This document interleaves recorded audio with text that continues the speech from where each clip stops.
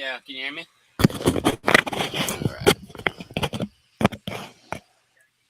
All right, cool. Mike said he's not going to make it today.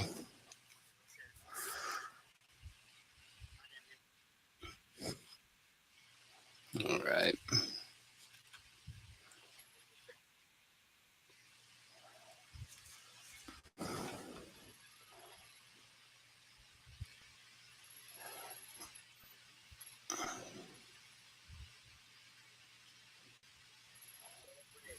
All right.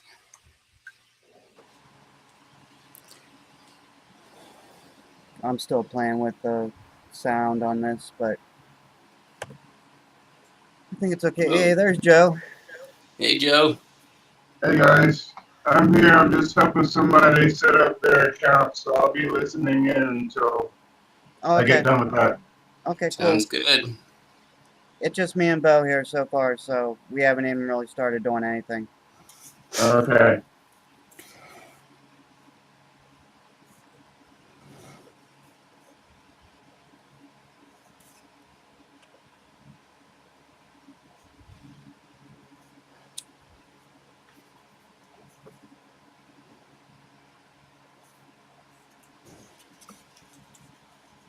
So, how'd it go at the hospital, Bo? All right. I'm missing two teeth now, actually. No. Yeah. Yeah, I try to tough it out. I think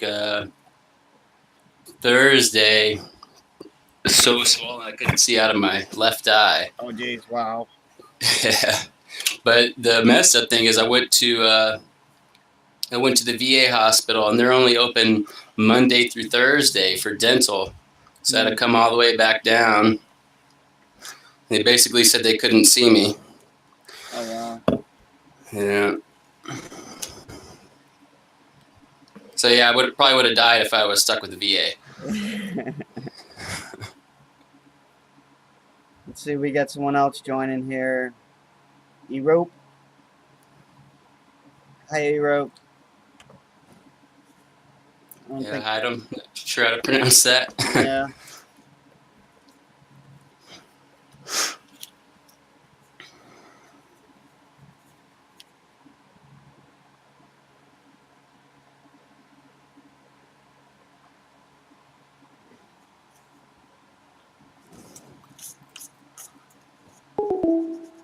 And they're gone. Yeah. We lost them. Right.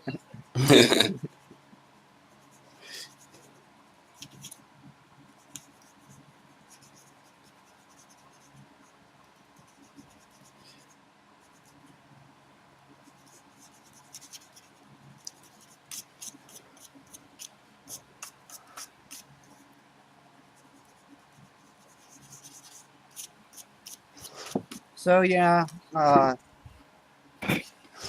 just a few. There's just going to be a few things to go over today. I mean, nothing really groundbreaking or anything, but I'm going to try to keep it short. My grandmother passed away this morning, so sorry to hear that, man. it's she's been in a nursing home for a long time with Alzheimer's, and she's 102 years old. So. Oh wow. Yeah. So it's no, surprise or anything, but I guess the worst part, it's my mom's mom, so, and I'm a mama's boy, so, so, want to make sure my mom's okay, type thing. Yeah. But it was no big surprise, so, not a devastating thing, I guess, or, well, not as devastating as it could have been, I guess. Right. It went peaceful and everything, so.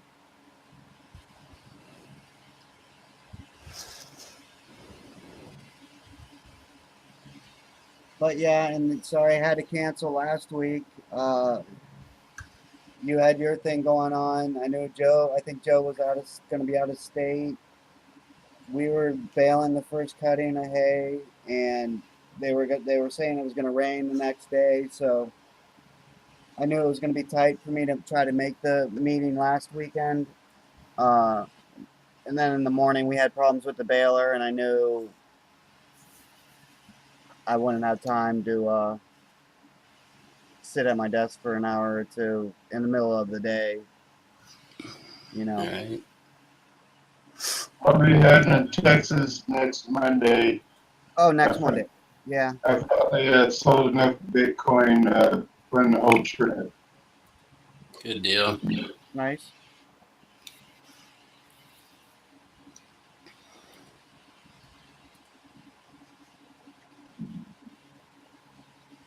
Probably gone for like a week, maybe a little over a week.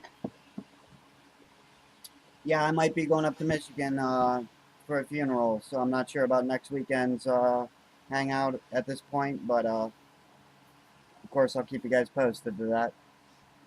All right.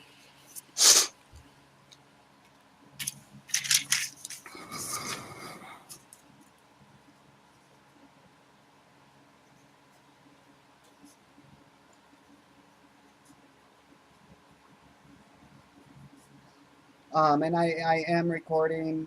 I'm not streaming, but I am recording. I didn't upload the last hangout. Some personal things were brought up and discussed that when I was reviewing it, I thought it was better to probably edit some stuff out of that before it ever gets posted, if it ever gets posted, if I get time to edit it out. Hey Joe. Hey Joe. Was that? What do you use? Yeah. What do you use to edit your videos? Most of the time I just use Windows Movie Maker. Oh, okay, okay. Yeah. Actually, I haven't got used to any of the other programs, and Movie Maker has just been easy and comfortable, so I just use that. Good, good. Okay, yeah, I'll try it with that. And if I get that private stuff that was brought up trimmed out of there, I'll post that up. So I think someone in the IRC was looking for it, and I'll get that last one posted up from the 3rd, I believe it was. Yeah, it must have been the 3rd because we canceled the 10th. So yeah. Okay. You need to put any help putting it together, let me know. Awesome, thank you. No problem.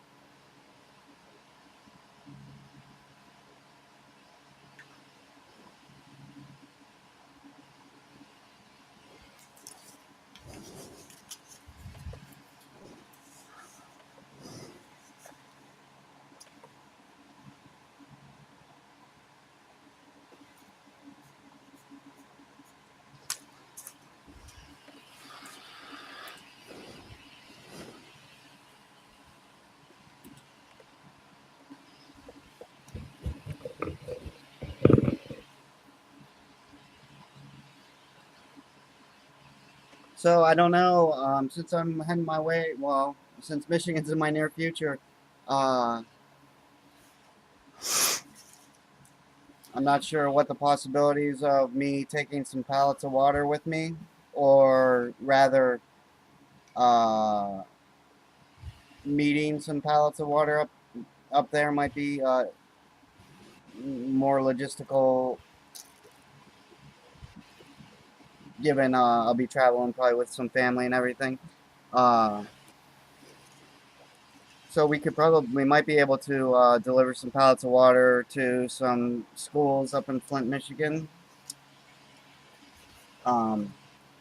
Actually, this morning I was looking. I don't. Are you guys familiar with Sam's Club? Mm-hmm. Yeah. Okay. I saw they had a sale on pallets of water, like $50 off. I'm not sure.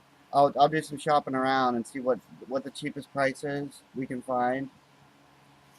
Go for the most bang for our buck type thing. All right. Yeah, we have 1,000 set aside for that. So whenever you can make it happen. Cool. Yeah, hopefully. I mean, I'm really trying to do it where I can be present because if not, if we just get it delivered there, we might not, and we probably won't get any pictures of it being delivered or anything like that. Yeah. I don't think Walmart's going to take pictures for us. So unless we arrange something with the school, which would, I'm not sure how easy that would be, but and then that might be easy. I mean, they might be well. I would like to think that they would be used to receiving these pallets of water, maybe, and taking pictures for organizations that sent it. Maybe, I don't know. I'll have to do some more homework on that. I had originally hoped to purchase them from a local grocery store because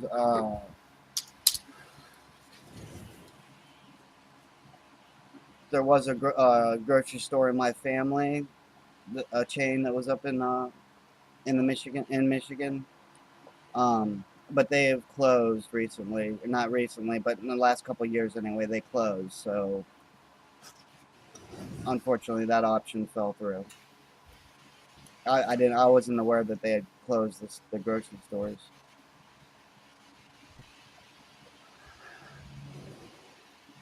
But anyway.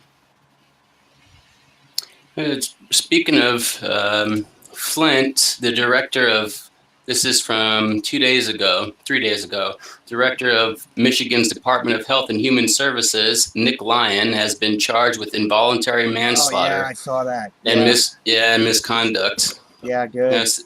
Yeah, exactly. At least someone's paying for it. Right. Yeah, but I think the governor himself. I mean, from what to my knowledge anyway, the governor himself needs to be held accountable. Yeah. Yes, very much so. I was gonna say hanging from a tree, but maybe that's not. Maybe that wasn't appropriate for the recording. So I'll have to edit that out too. No. I mean, I think everyone's got the right to be outraged about that, especially in the richest country in the world. Yeah.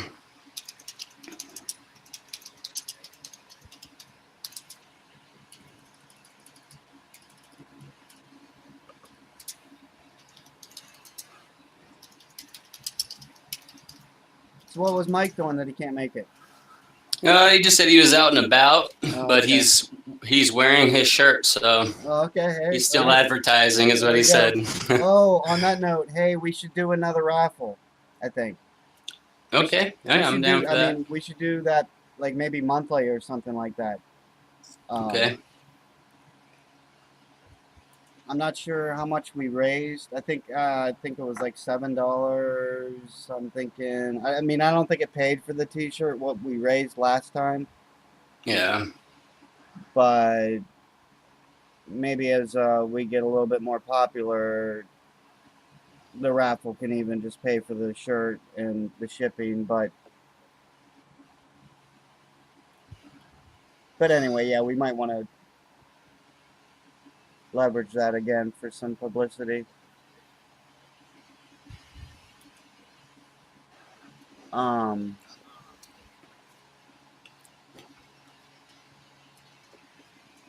let's see, who was the guy that was gonna join last week that had his microphone and everything? Oh, Kyle. Yeah, science guy.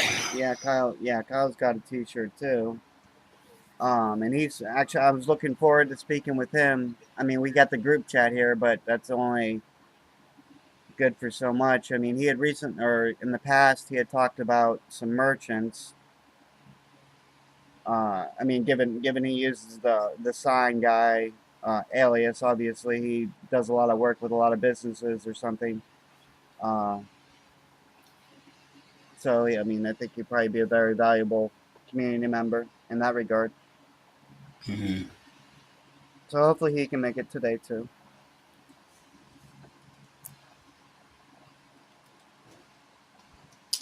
I'm gonna show you guys the guidelines.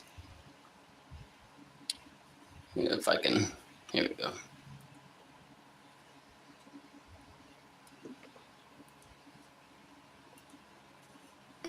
Okay.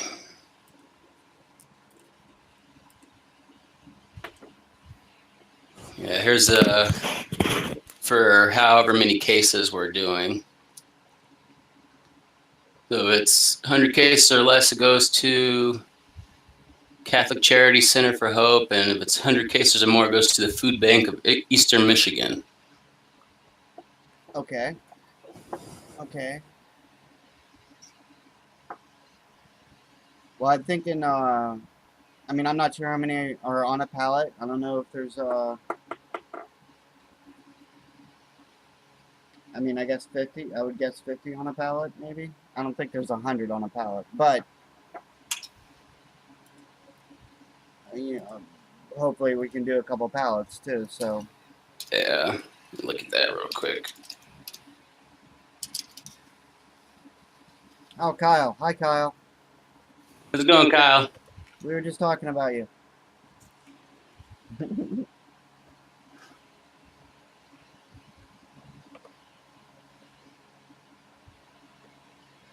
He might be getting his mic and equipment situated.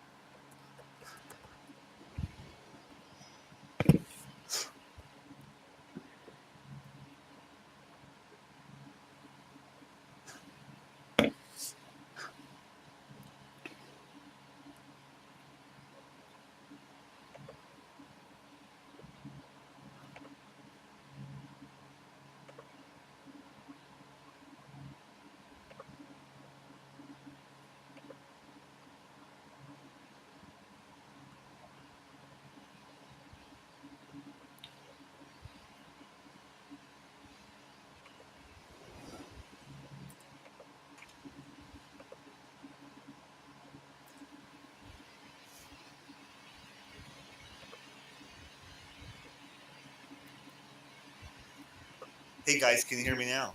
Oh, we can hear Yeah, how's you, it going, Kyle. Kyle? Yeah, Oh, all right, cool. cool. Nothing like some little technical difficulties to start the day. Yeah, no worries. We're used to it. Oh yeah. This is easy peasy compared to what you go through, though. So what did I miss? Not much. We were just well, we were just talking about Flint, Michigan, getting some water up to them up there.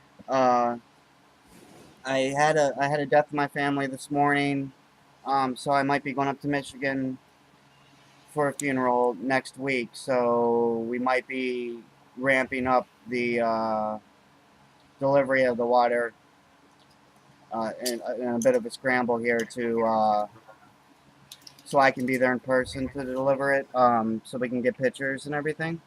Oh yeah, my You know. condolences there for your family. Oh yeah, thank you.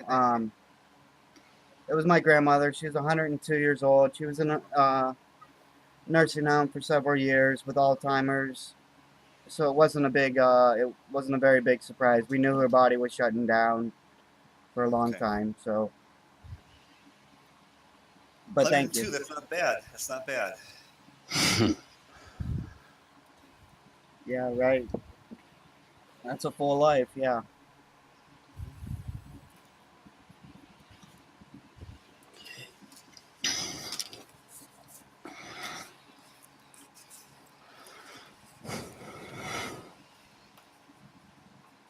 So we'll give a few more minutes for anyone else to join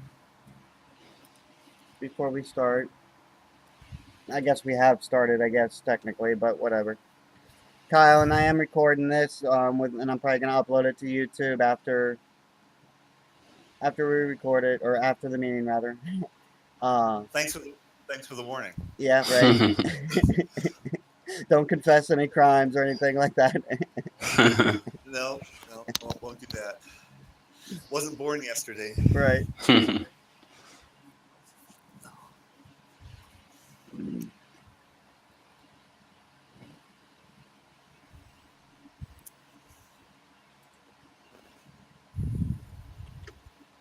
Yeah, I recorded the last Hangout on the 3rd. But when I reviewed it, we were discussing about some personal matters got brought up, and the person who the personal matters pertain to asked me not to make that information public. So I need to edit that out of the video before I upload it to YouTube. So apologies for the delay on that, but I just want to get that stuff cleaned out of it before it got released public. And my apologies for canceling last week's. We were getting ready to bale the first cutting of hay, and I knew I was squeezing it tight to have a meeting in the middle of the day. And in the morning, we had issues, mechanical failures with the hay baler and stuff. And I knew I just couldn't make it. Bo was dealing with I was sick last week. Yeah. Bo was out. I knew, and I thought that Joe wouldn't be making it. So I knew 2 of the regulars were already gone. So at that point, I just went ahead and had to cancel it and bale hay. You gotta make hay while you can. I Exactly. used to make hay. Oh, really? Awesome. Yeah. I got a bunch of nephews that can help do all the hard work now. So now it's changed a lot. Now I just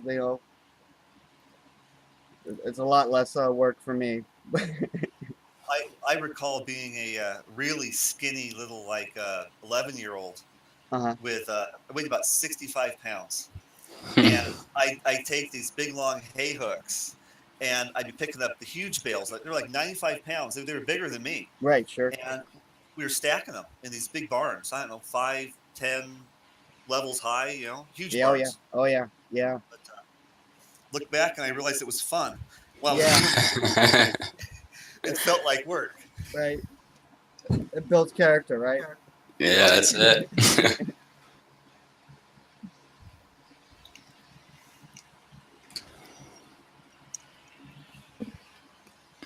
But we don't bale nearly as much as we used to when I was a kid. I mean, now we mostly do grains, corn and soybean, which is a lot less labor intensive. Yeah, well, I see things have kind of changed too, because when I was doing it, when I was helping do it, Mhm. it was regular rectangular bales, Right. and I know that it was cut and it was baled kind of green, and we'd rotate the bales like every day or 2 out in the fields. And Oh wow. yeah, and my neighbors here, uh, they do hay, and it comes up with big, huge rounds. Yeah. It's almost like industrial hay I see now. Right. None of this Right. pop stuff. Yeah. I mean, we do both the square bales and some round bales. But yeah, they make some great. They even make square bales that are like the size of semi trailers, so they fit perfectly on a semi trailer for when they need to transport them and stuff. Like 20 feet long or something and 6 feet tall. Gigantic freaking things. It's a pretty slick idea, though. Yeah. Oh yeah. There's a lot of innovation in the they're trying to squeeze every penny they can out of that too. Yeah, I'd still rather see a lot of things reduced in size and spread out further, whether it's industry or gardening or whatever, or what we're talking about now, like the hay. Yeah. We're missing out on on things and being too dependent on the system. Right. Sure. Oh, definitely. Mm-hmm.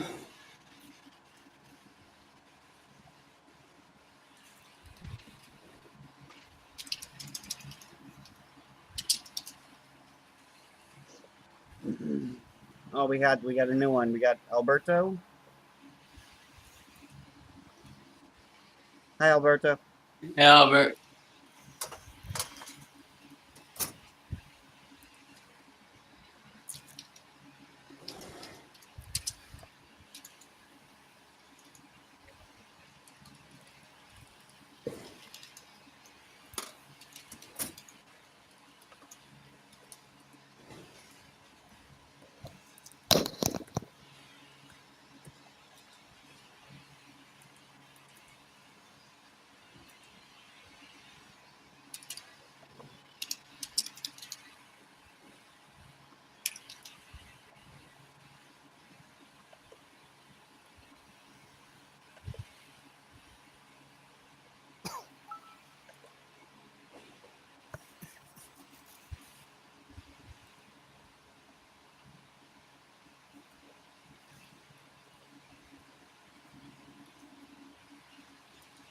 I'm not sure if Albert's just observing or if he's getting his mic situated, so we'll give him a couple minutes to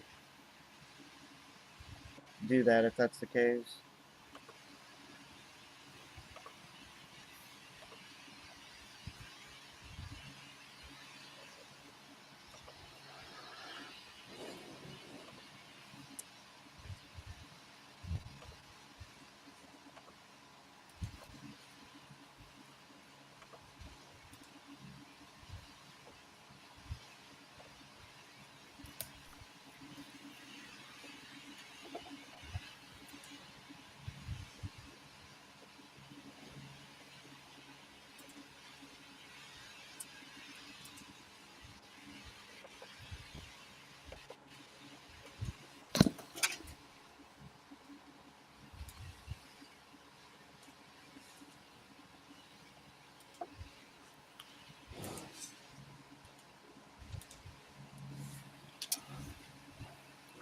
Yeah, there's the information on the Flint Walmart.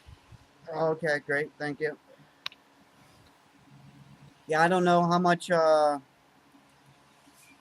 we could save by Sam's Club or not, you know? Oh, yeah. I'll check the Sam's Club too. Actually, Michigan Sam's. You might want to also stop by and keep checking with liquidation.com. Sometimes they do canned goods, water, and they do pallets, truckloads, and everything else. Oh, wow, okay, cool, thank you. They auction them off, and usually there's not many competitors in the auction, so you probably get a good deal. All right. Well, the Flint Sam's Club is the same address as the Flint Walmart. Yeah, that could make sense. Yeah, sometimes obviously they have the same owners. Right. Sam's Club just caters towards business Membership. membership and business or whatever. Yeah, small businesses and all that. The advertisement I saw this morning was save $50 online only. Okay. So it was only valid on their website apparently.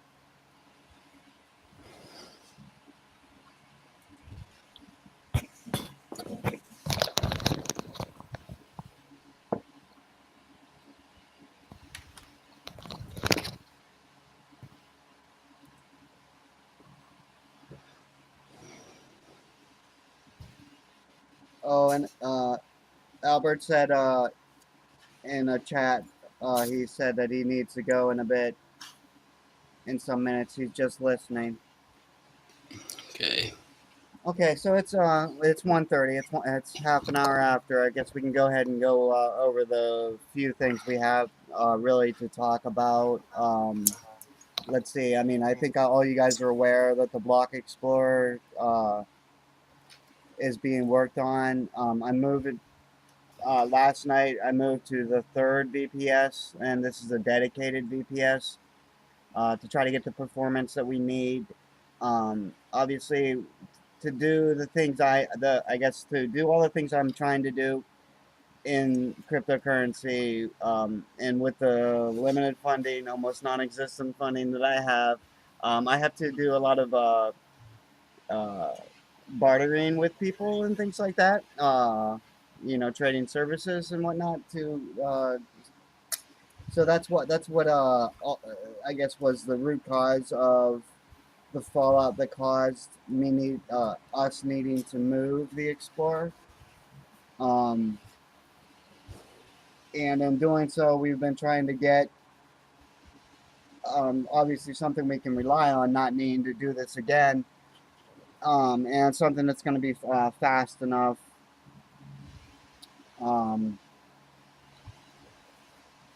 But what we're working with now is a dedicated VPS, not a shared VPS.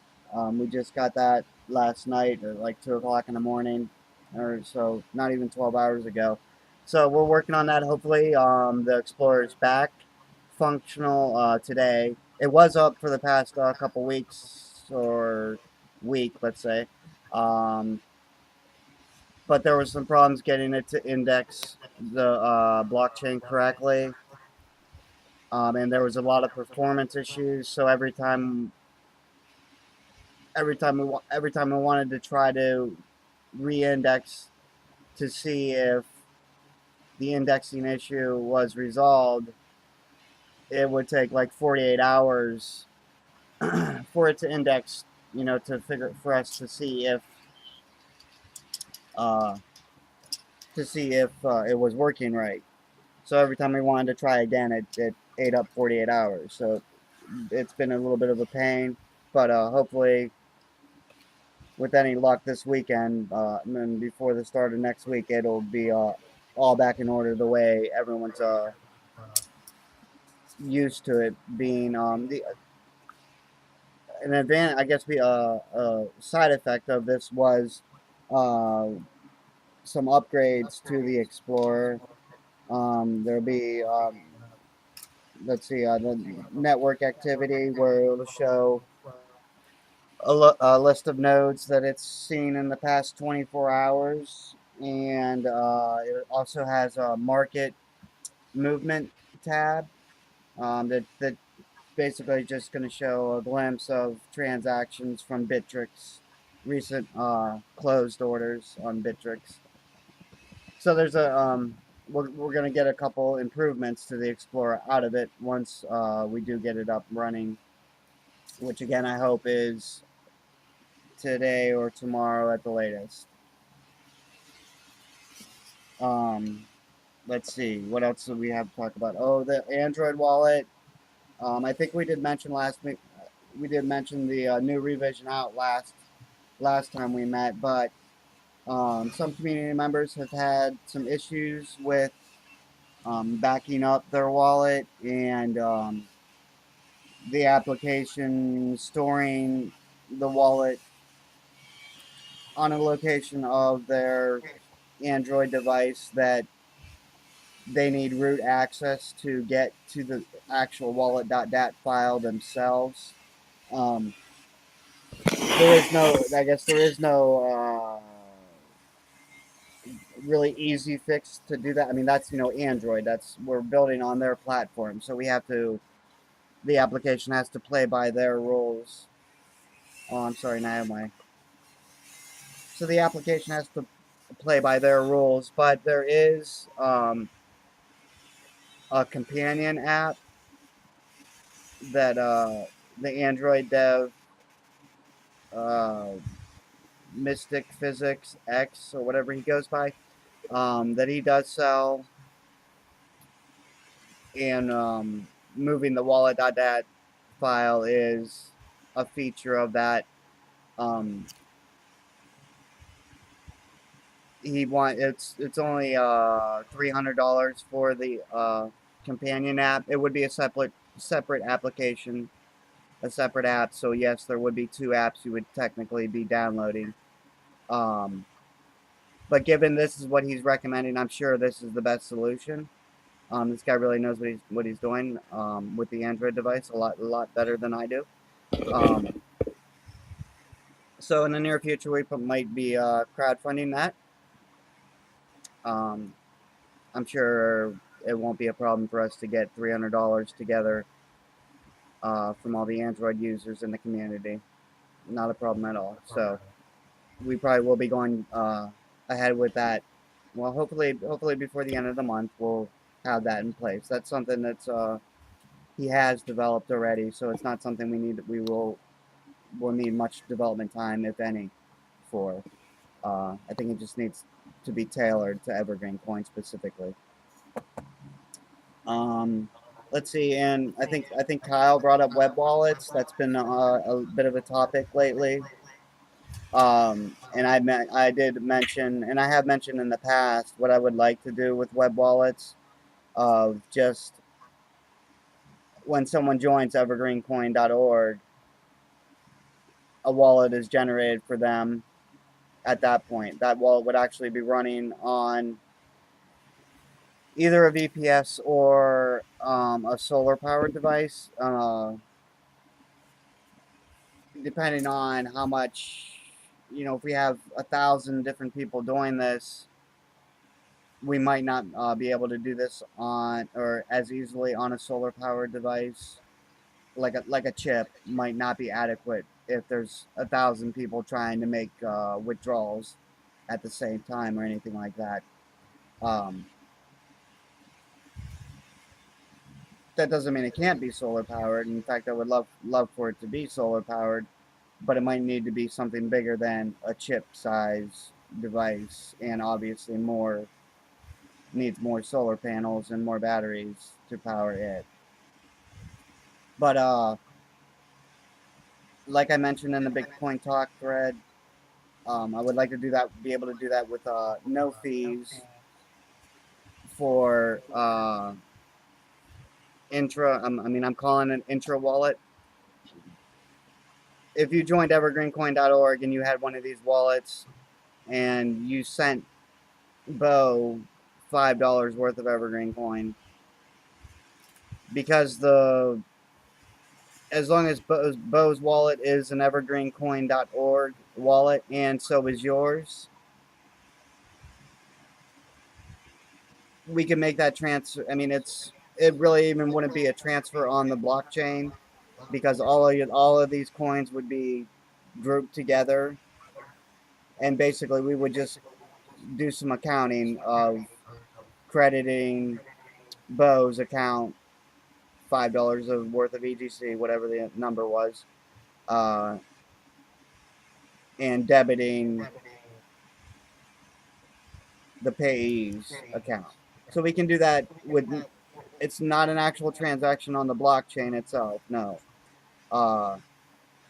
Because basically at that point, evergreencoin.org, I guess it would be actually functioning like a bank, where all the funds are just there and just moving in between each other. But the advantage of that is there's no fees. You could do it as many times as you want. You can move any different amount that you want without worrying about the fees at all, so long as it was another evergreencoin.org wallet address. If it was an external, what I'm calling external wallet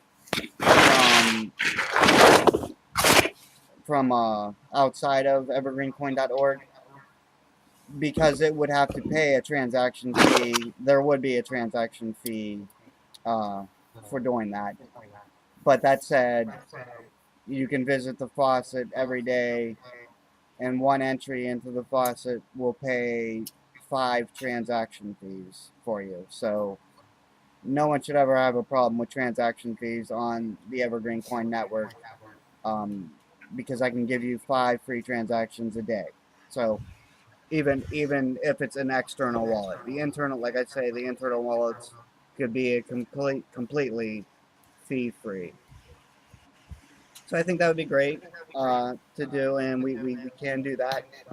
I guess the requirements for that is we would need at least one more VPS that would be hooked into the website, and I can make API calls to it and do all that and integrate that with the existing website. There would be a lot of work there. I'm not trying to say that this is some easy task. It's not. And security is obviously a big concern. But that's the thing is these aren't actual transactions with the intra wallet. So if there is some discrepancy, I mean, like this Java lady, she in Florida, she has she's a community member that has some issues with her Pause wallet, and she needs help often with that, and makes support tickets often for help with that. But with these intra wallet transactions, for example, if Java did, the lady's name is Java, yes. If she sent something by mistake, and so long as it didn't cause a problem, we could just simply reverse that. Whereas on the blockchain, you cannot do that. So there we could gain a little bit of, or the users, I guess, could gain a little bit of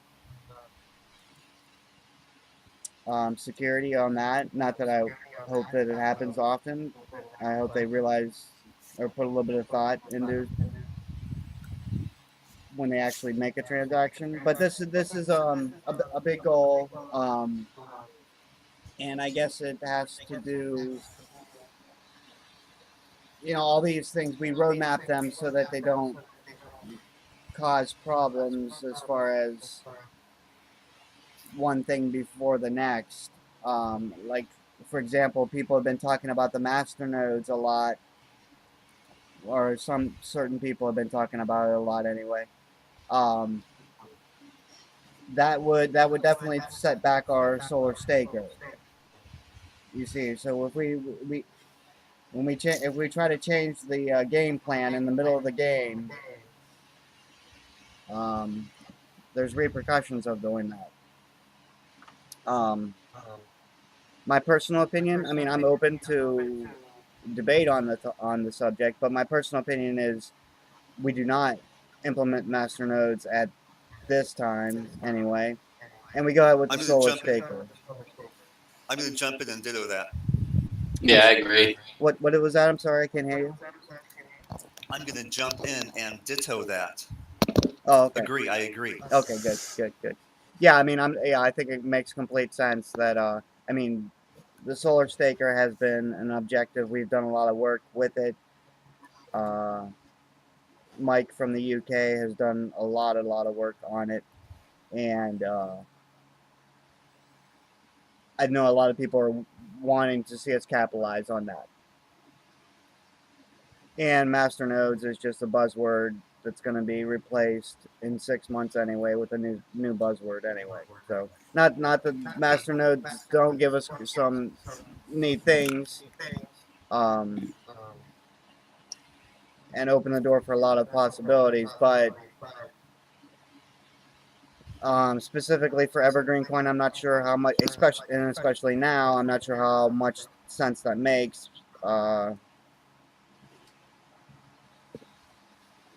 As it's going to impact all the other, that would obviously impact web wallets, because we wouldn't be making I wouldn't be working on web wallets, so I'm working on rebasing some Dash coin to facilitate masternodes or anything. So, I mean, I'm definitely not ruling it out for the future, but one thing to consider about the future is at that point too is we would have solar stakers out there that need upgraded too. So, and I know that is something that Mike has put a lot of thought into also, as far as us, the remote management of the solar stakers themselves.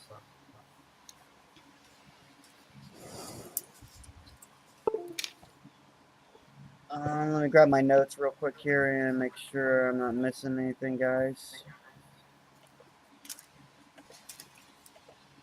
I got a solar question whenever. Yeah, go ahead, Joe. As far as wind power goes, is it the size of the blades, or is it the speed that it spins that creates more power?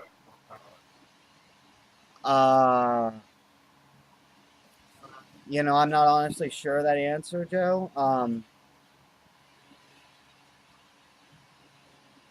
Sounds like the revolutions per minute would be more beneficial than blade size. Yeah, but I guess blade size might translate to revolutions per minute too. I don't know. Right. But yeah, depending on how big your system is. Yeah. I'm gonna look in the renewables and see if I put anything in there about that. I had a crazy notion the other day, and I was like, I don't know if that would work, but it would be pretty cool. And it was taking fidget spinners, because you know how fast they spin and how easy they spin, and putting like a bunch of them on the board and like converting them like with some wires to put the energy, get the energy out the fidget spinner as it blows in the wind. Right. Crazy No, how? I'm laughing because one of my nieces was just playing with one of those things, and I can't believe they sell. I can't believe that people. I'm laughing because you may have just invented fidget coin.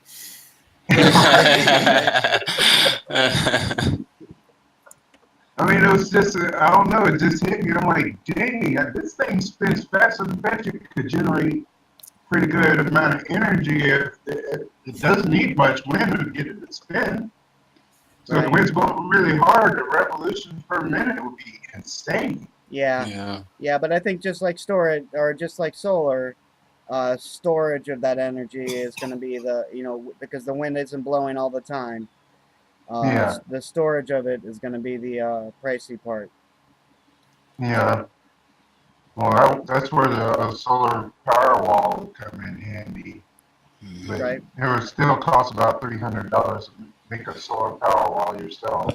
Yeah, the guy, he just posted a new video on making a new power wall. I haven't looked at it yet, but I'll check it out to see if it's much easier or not. Yeah, I'll have to check it out too. I subscribe to him as well. He does a good job. Yeah, he does. I can't remember his name offhand, but Let's see. Yeah, send me that link to that new video. Okay, let me go on YouTube. I'm pretty sure I got it saved.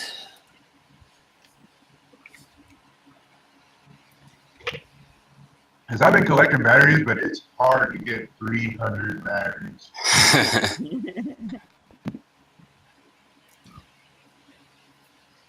yeah, 300. Yeah.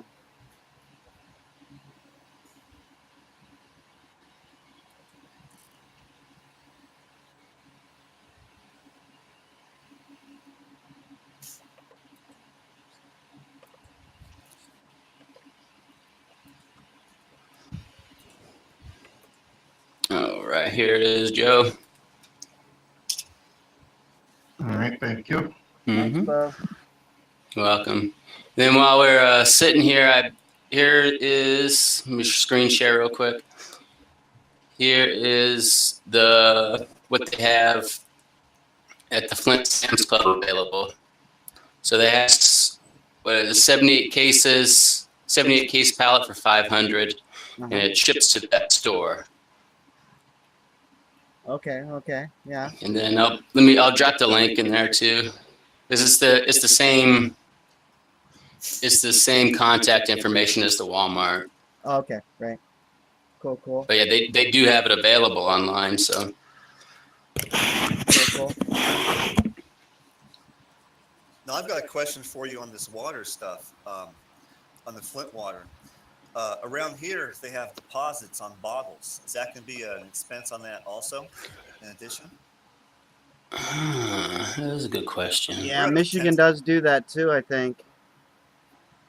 I just wanted to, point out that we'll have another big expense there, or in addition to the cost of the water. All right. Well, I think the schools got to worry about that, don't they? Yeah. Well, here the purchaser. Like, get the kids just take the empty bottles and throw them at their governor. Or they can cash them in and get a little bonus. Yeah. Right. To buy some more water. I'm gonna put a bounty on them and ask them to write EverGreenCoin on the bottle and throw it at their governor. Yeah, we can do the personalized ones. Cost twice as much as just a regular pallet of water. What is that, Bo? Sorry, I was looking at something. The personalized, if we wanted to get personalized EverGreenCoin water bottles, it would cost us about $1,000 just for one pallet. Yeah. Well. Yeah, that would be nice. I mean, that would be. I don't think we can. I would rather buy twice the water. Right, I agree. Yeah, that's my first thought too. Yeah, plus we don't want to have a bunch of EverGreenCoin water bottles trashed up on the side of the road either. Exactly, right. Bad advertising. Right. Right. Is there any way to contact some of the people that are already getting pallets into Flint and seeing where they're getting their water from and the prices? I think if you go where it's where the HBS Static One Squarespace one, Joe, the one I posted, that's the actual guidelines for delivery of the water. So depending on how much water we're delivering, it goes to a different place. But I'm saying like I say, Cocoa is sending 11 pallets to Flint, Michigan. Is there any way to get in contact with Cocoa and see how much they're getting theirs from? Like, where are they buying it from? If it's a cheaper price? Oh, you're like wholesale. Yeah. I think that's why Steve chose the Sam's Club, because he's gonna. Would they already have $50 off on it if you're a member or something? Right, $50 off per pallet. That's So pretty good. 10%, I guess. So Yeah, that's a pretty good price. okay, so yeah, we might have to go right to the food bank, which is fine. I mean, well, I guess in a Or make perfect- 2 stops. Take 1 pallet over to the place, and then take a couple cases over to the school. So, I mean, that's a lot of moving parts for you, because you're going to be doing it. But right. Yeah, possibly. I mean, I definitely want to try to get, if possible, I want to try to get some pictures and things like that for promotion of this and proof, I guess. I mean, I don't think anyone questions. I mean, I don't think anyone thinks we're lying about it or anything like that. But it would be nice to have some photos for publicity. right. Even though I hate having my picture taken, I would suck it up and do it. You wonder why I'm not on screen here, huh?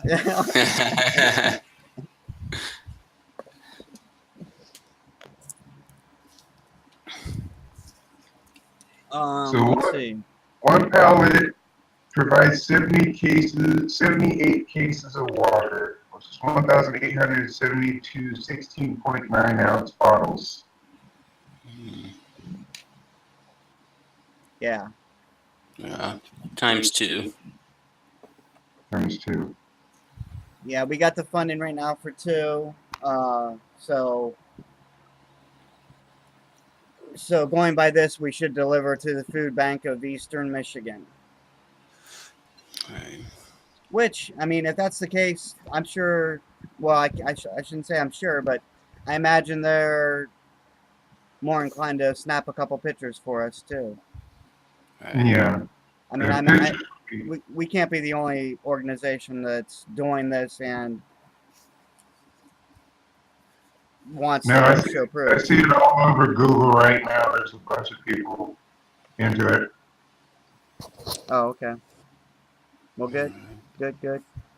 I'll look and see if there's like some local news or something like that. Maybe some small-time news guys would want to come out and do it. Right. I'll look on, see if there's some media for Flint. Yeah.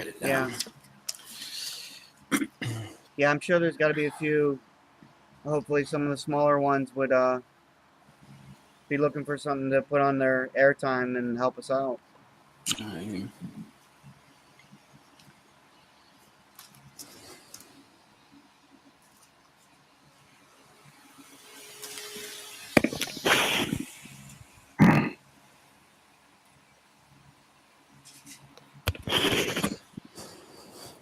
Anyone else see what Potcoin did besides Steve? I see what Cannabis Coin did. What they do? I didn't see that. Yeah, they had a big outbreak after there's been a lot of double spend attacks going on. Oh yeah, they got screwed on Bittrex really bad, I guess, right?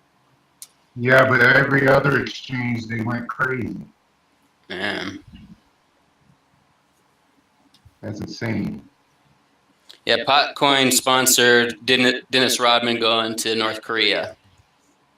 Oh God! You didn't see Right? that, Joe? I thought you would have seen that, Joe. Yeah, that's pretty crazy. So Dennis Rodman's in his hotel room with a Potcoin T-shirt on, and there's some. But I mean, I find it funny. I was reading their thread yesterday. I think I'm surprised more people aren't. I don't know, not attacking them, but I guess insulting them for supporting a dictator. I mean, I don't like Dennis Rodman himself, but Well, the price dropped by about half when they did that. Oh, did it? Good. Yeah, because it was about 20 cents. Now it's 13 right now. Oh, haha. Yeah. Sounds like a good side to me. Well, it's $3 a pound for marijuana in North Korea. Oh Jesus! Oh, wow. Yeah, it's really cheap out there. Good God. I don't know if I'd want to smoke it, but Yeah, right. Might be nuclear pot. yeah.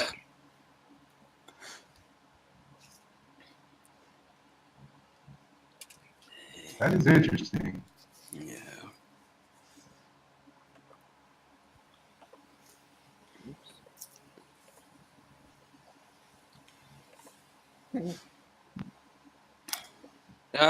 I had one thing. Well, actually, I had two things. I was hoping Mike was going to be here.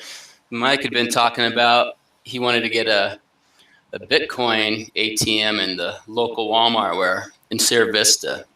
Okay. But I looked into it, and it's going to cost about 10 grand. But I mean, if we could get a Bitcoin and a EverGreenCoin, a smart guy could go in there and buy some EverGreenCoin with his Bitcoin, and by the time he's done shopping, maybe make a profit. If he Right. At the right time, right? Yeah, it's pretty expensive to do. From my perspective, since I've been studying over the last month, the Bitcoin ATMs are probably going to be obsolete pretty soon. Mm-hmm. Because now everybody's coming up with Bitcoin Visa cards. Right. And I just got one from BitPay, and oh my God, it takes me like 2 minutes to put the Bitcoin on my card, and I walked around all day and used it everywhere. I withdrew money. I went to the corner store. I got cigarettes, got beer, got cash back there. Dude, it's awesome. It's like I don't even have to mess with an ATM now unless I'm drawing money out. I have to just go to any ATM and draw money out. All right. Nice. Yeah, it was lovely, and I'm like, yeah, this is going to take really good, really quick. And what I would like to see is they're not only messing with Bitcoin but also other currencies. So I could put like EverGreenCoin on my BitPay card and be able to go to the ATM and draw money out there. Right. So I wonder if we could get Coin to Pay to work with your card. Huh. How do you deposit the? Oh, so you could use Shapeshift right now, right? Oh, they have their own wallets, and I just transfer my Bitcoin to their wallet. Okay. And once my coin gets to their wallet, then I transfer it to my card. And it takes seconds to transfer it to my card. Okay. So effectively, you could have deposited using Shapeshift, and so therefore you could have used an altcoin and had it converted. You're paying Shapeshift the fee to convert it to Bitcoin for you. Yeah. Yeah, because you can send the Bitcoin from any Bitcoin address. As long as you change it into Bitcoin, you can send it right over. Right. Okay. Yeah. So that means we got to get added to Shapeshift. Yeah, I've been trying. The last I heard from them, they said they weren't reviewing coins to be added at that time, but they would add EverGreenCoin to the list to review when they're looking at it. I mean, Right. I get, but I do get the opinion or the impression rather that the response I got was just a canned response. Yeah, last year they were really receptive. There's a girl Megan there that she was all about Evergreen Coin, and then just kind of fell off once they got a little more popular. Oh, really? Yeah. Well, my guess is if, for example, if Evergreen became more popular, they'd be coming to us or you guys. Right.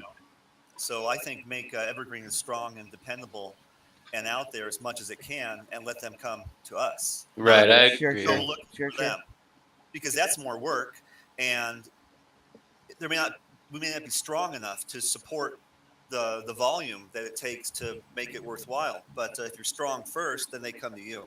Right, Yeah. right. Correct. Yeah. Yeah, and Bo That- and Megan might have, if she was looking at it last year, she might have witnessed some of the network issues Yeah, that's true. and Shapeshift ain't gonna like all that. So, Yeah. but fortunately, that's a thing of the past. So maybe I think if it busts 50, 60,000 set and keeps a stability there, you'll start seeing people start coming to you, and they'll be like, oh, okay, yeah, this is looking stable now, I'm liking this, and yeah, people come out the woodworks. right, Right. right. I think once the more philanthropy we do, the more people will not believe us, but see that we're actually doing stuff. Exactly. Right. Yes. Yes. And we definitely need the pictures from any kind of project we do, whether it's pictures, videos, or whatever. We need that from whatever we do, so we can, show the community and show everybody out there, hey, this is what we did. Yep. You know? Definitely. Definitely. We need them. Someday I hope to have Super Bowl commercials. That would be awesome. I believe when cryptos become more popular, that you've already claimed the spot of the environmental coin, so that's going to help a bunch. Right. Yeah. Yes.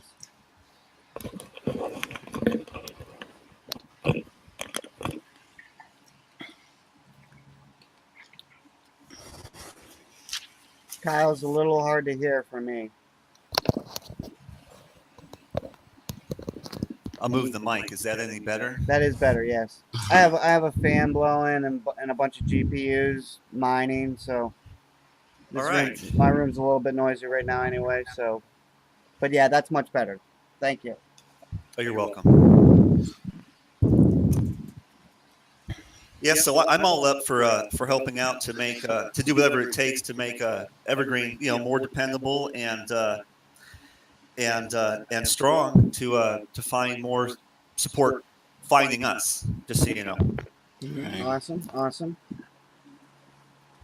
Appreciate the help. It's great to have you too.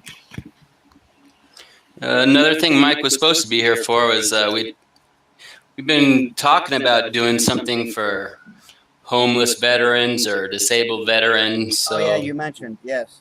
yeah, once we get, we have a friend of ours we used to work with that he's the commander of the Red, White, and Team Red, White, and Blue out of Austin. So we should be able to at least have some wallets for them, and more veterans find out they can get staked coins. And so it's a brainstorm we really got to go through, but we are definitely talking about it. We got to figure out a way that we can actually help them more than staking. You know what I mean? Right. Yeah, what we're thinking is if we have groups like the Team Red, White, and Blue or Wounded Warriors or whatever, either they hold their own wallets and they can use it however they want, or we can hold the wallets, and it just depends on how they want to do it. Yeah, and that brings us back to the web wallets. If they, if we had that in place, we could just tell them, join the website rather than download a wallet, synchronize the blockchain, go buy some Bitcoin, blah blah blah. Yeah, speaking of the web wallets, Yes. I think a great a part of that would be to be able to import private keys. And that's my own little angle there, because I love to give away cryptocurrency and expose new people to it. Okay. And downloading the blockchain stuff and the QT wallet stuff, that's a big hassle. It is. But I don't mind giving out paper wallets where they can just tippy type their address in there, and bang, they got their coins. Right. Right. Yeah. So from my perspective, I would love to put in a request to have the ability to import private keys if that was possible. We could definitely do that. And I mean, it wouldn't, because like I said, it's like we would have like an internal wallet system going on. I mean, while it could probably be automated to do this, I might feel a little bit safe. Definitely at first, I would feel safer that this is that might be manually done, and then credited towards. I guess what I'm envisioning right now is, in the internal wallets, is basically one wallet that has all the foundation all the foundation coins on it, plus any coins people deposit to their EverGreenCoin.org wallet. Essentially like a credit union or a bank at that point. And we can do the intra transfers like I mentioned. And we could import private keys like Kyle's. We could definitely do that. That's a good point. Yes. I imagine people have other uses for that as well.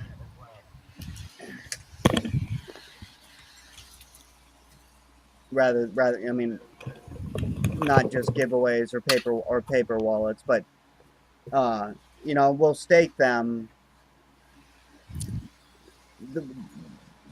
The way I envision this working is we stake the coins for them.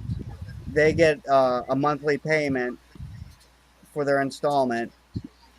We can set it up so that this happens on a specific day, just like banks do with your bank fees, or credit cards do with your membership fees or whatever. But we can do the opposite. Kind of like making our own invest box like UBit did, but it's a EverGreenCoin invest box. Yeah. I'm not suggesting that we're doing anything that no one else has tried by any means. I mean that we're definitely doing something that has been done. I like that idea. Yeah. Yeah, no, it'll save a lot of people the hassle of the blockchain synchronizing, et cetera, et cetera. Oh, absolutely. And it is a nice touch, though. It would be a nice touch having your quote-unquote bank pay you rather than you pay them. Yeah, exactly. Yeah. Oh, and I guess on the import private key. So yes, we could do something to import private keys, but we could not do something to export. Oh, yeah, that to me wouldn't be a concern, because they can always just send it to another address. Yeah. Right. Yeah, I'm just running through the your thought there, and just looking at or thinking about what how we could do that. I mean, I understand it's not going to be a problem to do that. I'm just thinking of all the ramifications. Like, we could not export the private key if we're doing exactly what I'm speaking of, where there basically is only one wallet, so we couldn't give you the foundation's private key. No. Oh, come on now! Don't you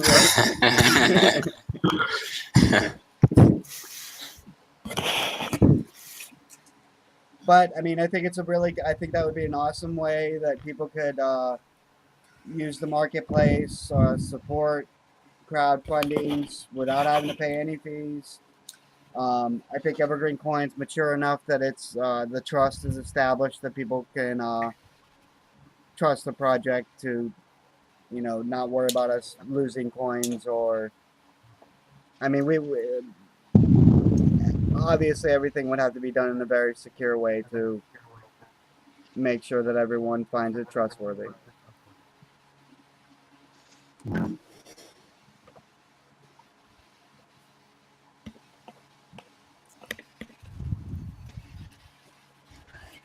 As far as how long, as far as development time to do something like that,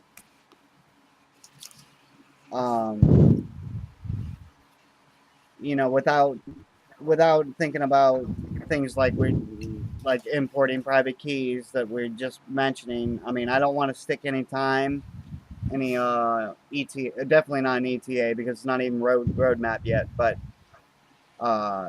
as far as how long will it take once we get rolling with it, we really can't answer that until we even know what it is we would be rolling with.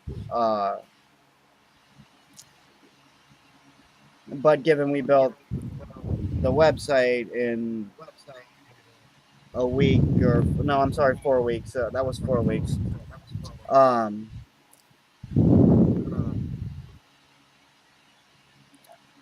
certain we'd be talking about months to make this a secure and trustworthy thing. How much coding is involved in that, Steve? There would be, let's see. Well, we don't even know what the interface is going to be. If it's going to be, how closely is it going to be integrated to the existing website, or will there not be integration? I mean, there's much to think about before we can really answer that question, Bo. I mean, Okay. these could be maintained outside of. I mean, they could be something like wallets.evergreencoin.org. That actually acts like a different, separate that could act like a ATM machine, for example, and remove the complexities of the existing website from the actual web wallets. So kind of links to it more or less. Well, I mean, that's what we gotta decide. I mean, yes, we would want them to link to them at in some fashion, so that we could do, like I mentioned, the marketplace and the crowdfunding and all those things. And and I guess tipping. People could tip at that point. People could tip really easy. People could tip on the website really easy. Yeah, I'm down to help, but I just don't know that coding stuff. I mean, there is a bit to it. It's not a small project. Let me just say it that way. Yeah. Yeah, I'm just getting back into coding and I already got a headache.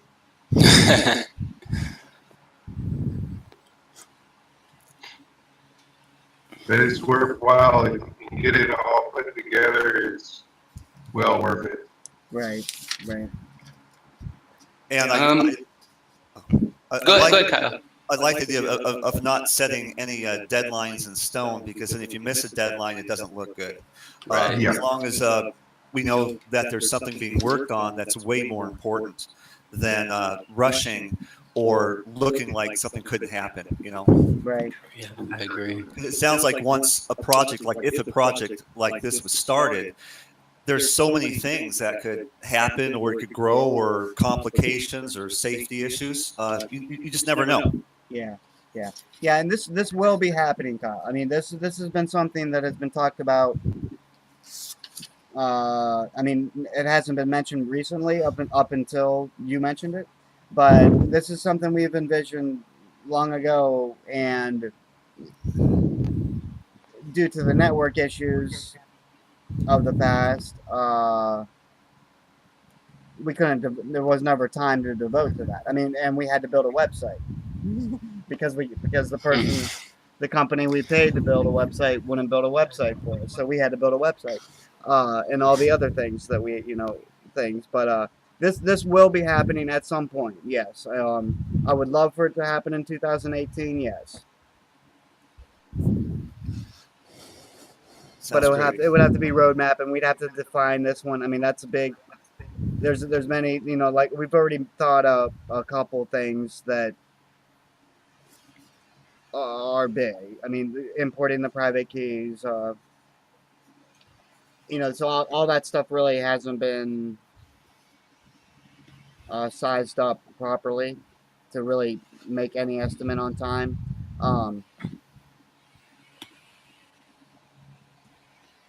But I would love to. I think it can happen in 2018. So long as we're not rebasing, which it seems we're not doing that in the near future. In a year or two, we might be rebasing and adding master nodes or some type of governance or something like that. But I think the resounding response from people that understand what master nodes are and what benefit they give us, I think the resounding response to it is we don't necessarily need that right now. We have proof of stake. People are rewarded already. We really don't need governance. We're at this point anyway. We don't need governance, and everyone knows how to get a hold of me anytime, and everyone knows where the foundation coins sit. And if anyone, I know Dash pays like some bounties directly from the blockchain. If anyone wanted to talk about bounties, I'm always open to paying someone else so I have to do less. I think the problem we might run into with master nodes, it's not even really with the master nodes, it's once the foundation is actually a nonprofit, people are going to think that since they have master nodes, they have a say in the actual foundation. So we'll have to separate that for people, that this is, you're a master node for the coin, you're not a master node for the foundation. You can be a member of the foundation, but it's separate. Right. Yeah. Yeah, that's very true. And I guess that's another topic we need to touch on at today's meeting, is the formation of the nonprofit. Let's see. I mean, we're still a few $100s short, but I mean, we're gonna get it. We're gonna get the funding. That's not gonna be an issue.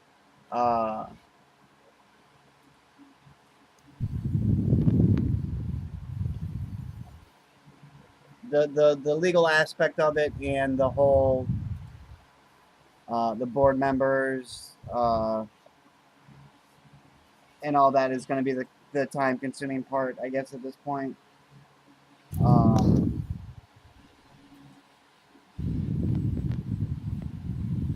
Which I know we've talked about in the past a little bit, and I think Bo suggested maybe we try it in Arizona. But I think it is best we just go ahead with the Ohio. I think we agree on that. Unfortunately, that means the rules are a little bit tougher for a nonprofit. And I hate the IRS as it is, so. Yeah, me too. I got my attorney dealing with them, actually. Oh, I don't have an attorney. You're so lucky you got an attorney. I hate them people. Oh, no, that's why I work so much. Right. No, but I love them. You have to have one to fight, argue back, to be strong, I've discovered. Yeah. So anyway, I have mine as like my guardian, Anyway, enough of that. I hide from the IRS too. I think they're thieves. Taxation is thievery.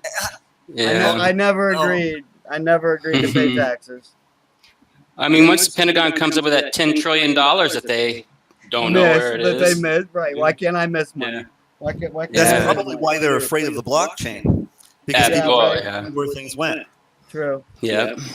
But that actually, I'd be a total advocate of paying all kinds of taxes if it was used fairly and not for sponsoring wars. Exactly. And you knew where it went. Yeah. There's nothing wrong with paying your bills, but you want to pay your bills, not somebody else's bills. Exactly, Kyle. Exactly. Yeah, I'm not religious, but I do believe in tithing, and I think that's falls under that. right.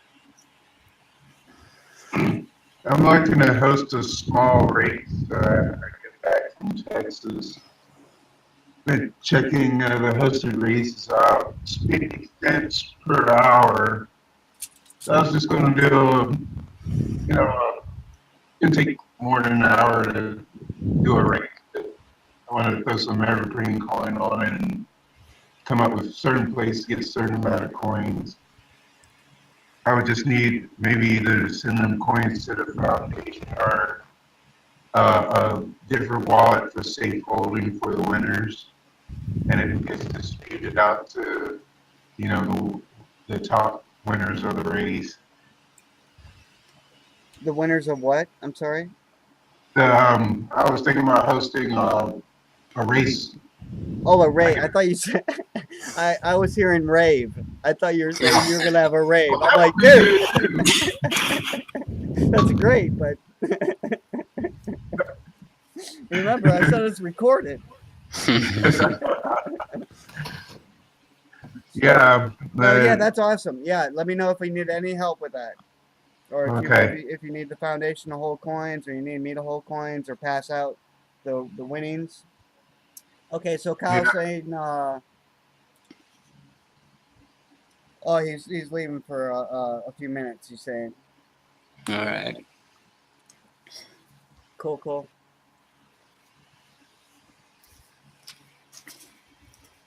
right. Yeah, I've been checking these races out. I just want to run one just to see what, get a feel of it. And I know the first one, there won't be all that many people in it, but that's okay. This would be like a live test run. Right. Oh yeah, which reminds us, reminds me, we have the Bitcoin Talk signature campaign going on. Mm-hmm. How's that going? Oh, it's going great. Because we have a bunch of people in the community running around with signatures, and none of us are getting paid for it. Wow. So, Well, I mean, so you could say it's working great because we get free advertising. Because none of us are actually entered into the. None of us are getting paid. And I'm not sure if any of us actually would get paid because I don't think any of us make the 10 posts per week. I mean, I might if I count all my accounts. But I have like 5 different accounts. I mean, I have only one personal account and like 4 or 5 different coin accounts. Obviously, those coins can't advertise another coin, yeah. So I'm just joking. I'm just being, I believe, facetious is the word. I'm trying to expand my vocabulary. So yeah, the Bitcoin Talk signature campaign is. I think we're gonna have to. I mean, we talk about this more in the Slack group, but I think we're gonna have to double the reward if we want to get anyone other than us to participate in it. But then, I mean, like I said, it's great that. Okay, I mean, I guess there's several great things going on. Is people are advertising EverGreenCoin, and it's not costing the foundation or any of us anything for this to happen. Oh, what was the other point? I'm sorry. Well, in the funds that have been collected, if we don't get any participants and people want it, we can return those funds at any time. I have the wallet here on this computer that we're looking at here right now. Anyway, so we could return those funds. I think off the top of my head, I threw in $2,000 or 2,000 EGC rather. Frosty threw down 1,000. Bo threw down a bunch for it. I think there was only one. No, there was 2 small donations via the website. for a total of $40. But the user did use their name when they did that and everything, so we could return all these funds if we decide to. I mean, I know no one. I just got. Oh, hey, Kyle. Hey, just got back here. Which wallet are you talking about there? We're talking. We got off talking about the Bitcoin Talk signature campaign. Oh, okay. I forget how we got on the topic, but we have no participants. All we have is active community members that have used the signature and aren't expecting a reward.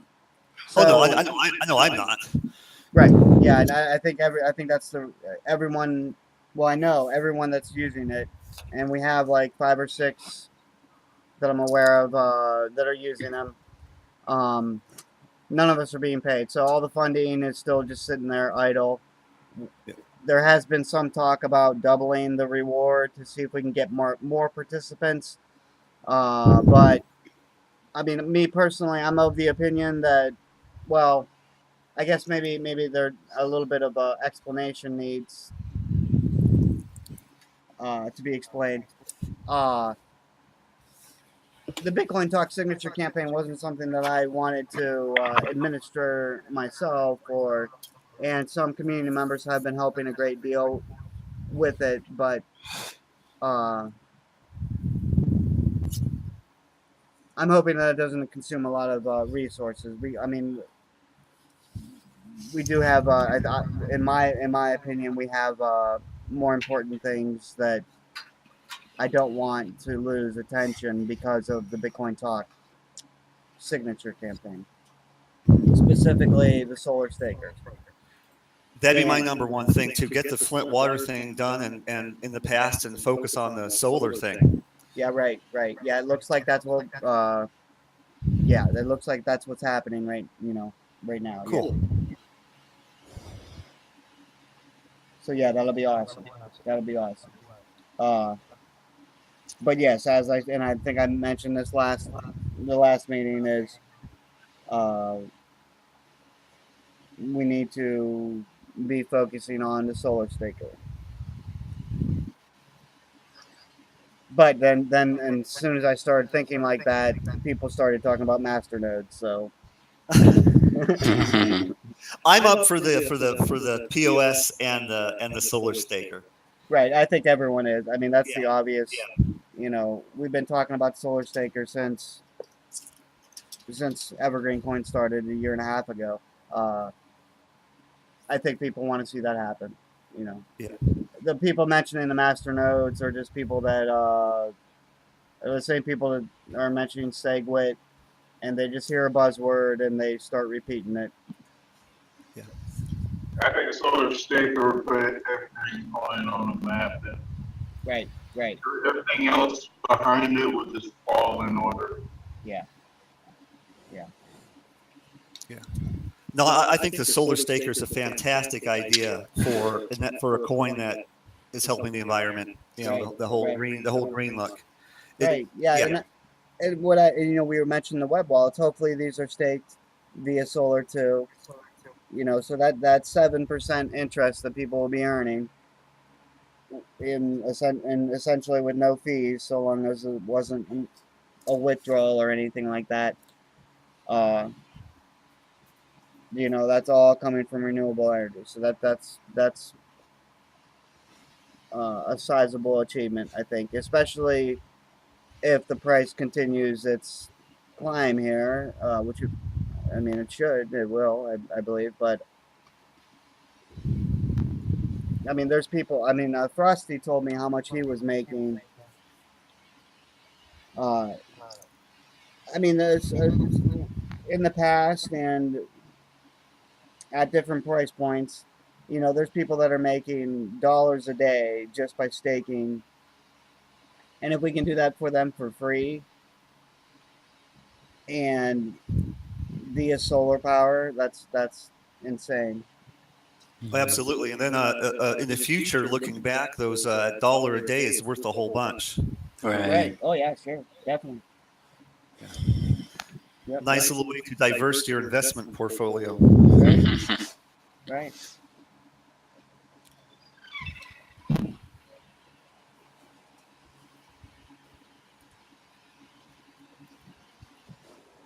And the government can't take your evergreen coin.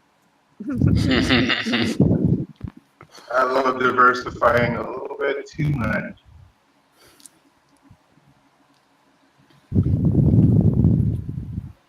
Actually, people think I'm crazy now. Yeah, I see you posting on Facebook about. Yeah, you do look very diversified. But hey, that's cool. That's supposedly a safe way to be investing. So. I got my top 10 that I just hold and hold and hold, and then the rest of them, I'm just, yeah, it's whatever. Right. Right. You're just, yeah.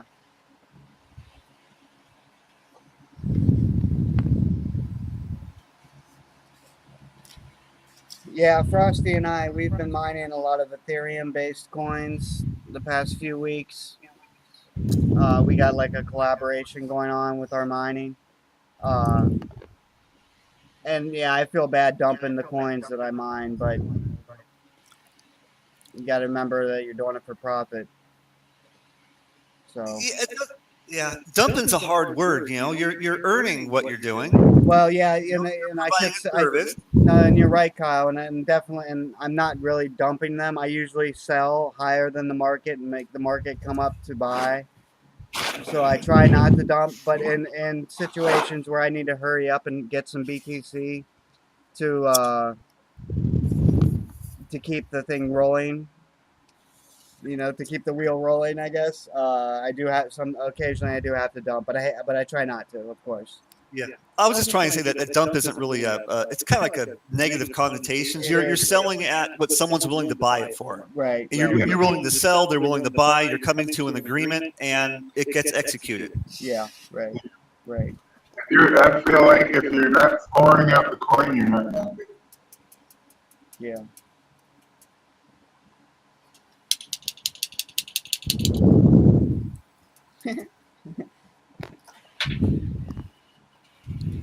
That's one thing I try not to do. I try not to pour any coin. Yeah. I'll set my orders, and if somebody runs into my orders, they run into my orders. Right. And from my perspective, if I make the market come to me, then my mining just became a little bit more profitable. So, it's to my advantage to sell it in that manner rather than dump 30,000 on a market. Oh yeah.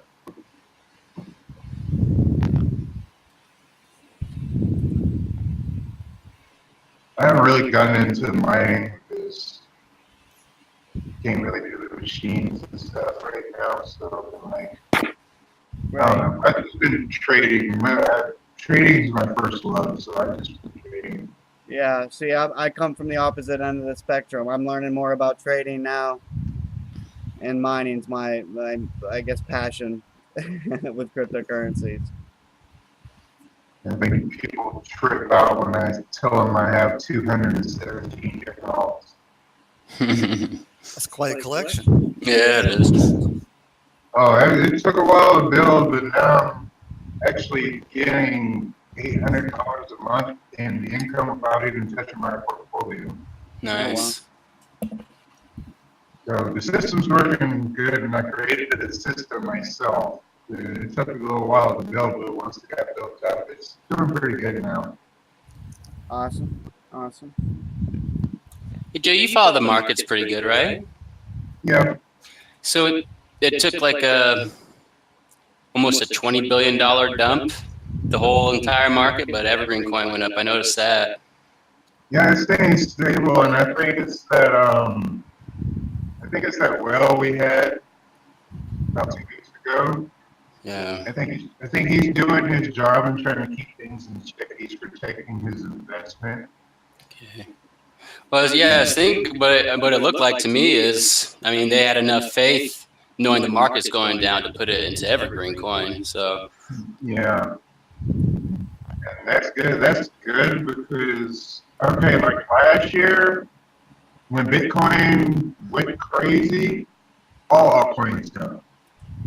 This year has been a total turnaround. Like Bitcoin would bust out, and altcoins would bust out with it, and when Bitcoin goes down, everything else would go down. yeah, So the ones that didn't go down with Bitcoin, when Bitcoin goes back up, it goes back up with it, which is good. That means it's keeping us a stability Right. during a downtrend. Right. And I'm kind of liking that. That's been very interesting lately. yeah. Well, my gut tells me that there's probably a lot more people into cryptocurrencies this year than last, and that's going to change the whole game a bit. You know, you get more people playing with it. Yeah. Yeah.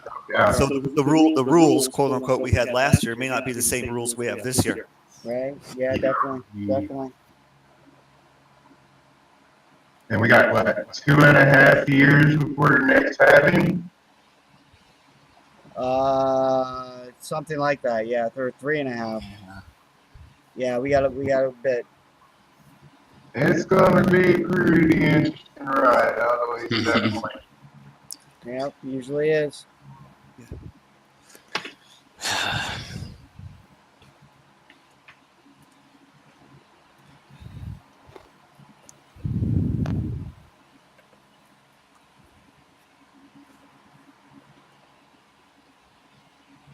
Just talked to the guy I was helping out, helping him set up his trading account. And he's bought EverGreenCoin. Actually, the last 3 people I helped set up accounts have bought EverGreenCoin as part of their portfolio. Nice. So I'm helping more and more people come into the crypto market, trying to teach them how to become traders and, you know, teach them about different coins. But this guy, he's going to school for advertising. Yeah. Good. So I've Good. been talking to him about getting EverGreenCoin out there and Yeah. Right. different projects out there. Yes. Yeah. See, I mean, yeah, if he's willing to contribute, yeah, that'd be awesome. And he said he don't really want nothing. He said, you know, if y'all want to donate some EverGreenCoin or whatever, he's fine with it. But if not, he doesn't care. He just wants to get his name out there. It sounds like that could do it. That definitely could do it. Yeah. So His portfolio for his work, his advertising work. Right. Yeah. I mean, if his advertising's that good, he'll make all the money he needs. yeah, so I've been talking to him about what happened with the other thing we did months ago with the crowdfund for the other advertising. Vending. Vindy, right? Vending. Oh, yeah. The Twitter deal. Yeah. Yeah, so I was talking to him about that, and he says that he could probably do something just like that, but probably maybe get more, you know, outcome out of it. And I say, you know, any outcome would be good. It doesn't matter if it's small or good, small or big. It's something is just going to stack onto something else and make it bigger and bigger. Right. Right. So he's really interested. He's really interested. Awesome. Awesome. Awesome. Maybe next time if I can catch him over here, I'll bring him in the group with me. Yeah, please tell him we'd like to see him. Okay. Yeah, it's really smart. I was like, wow. Okay, you got me on that one. You know, I do free advertising. I advertise myself a lot. Right. But my level of advertising, his level of advertising is like a whole different aspect. Oh, really? Wow. Yeah. I kind of do the ghetto free advertising. Yeah, me too. Me Straight from the too. street. Facebook, Twitter, Pinterest, Google Plus. Yep, yep. I put them to work and see what you guys, and I told them I give them a couple of EverGreenCoin. Make your portfolio a little bit better, you know. Oh yeah, sure. Oh, definitely. Oh yeah. I don't I mean, mind. I would too. I would too. I would definitely help support him if he's helping support EverGreenCoin. Sure. Yeah. Especially if something good comes out of it. I'm like, Oh yeah. yeah. Which I'm sure it would. I'm sure like you say, something, at least something good will come. I mean, All it takes is one whale. exactly. Yeah. Oh my gosh.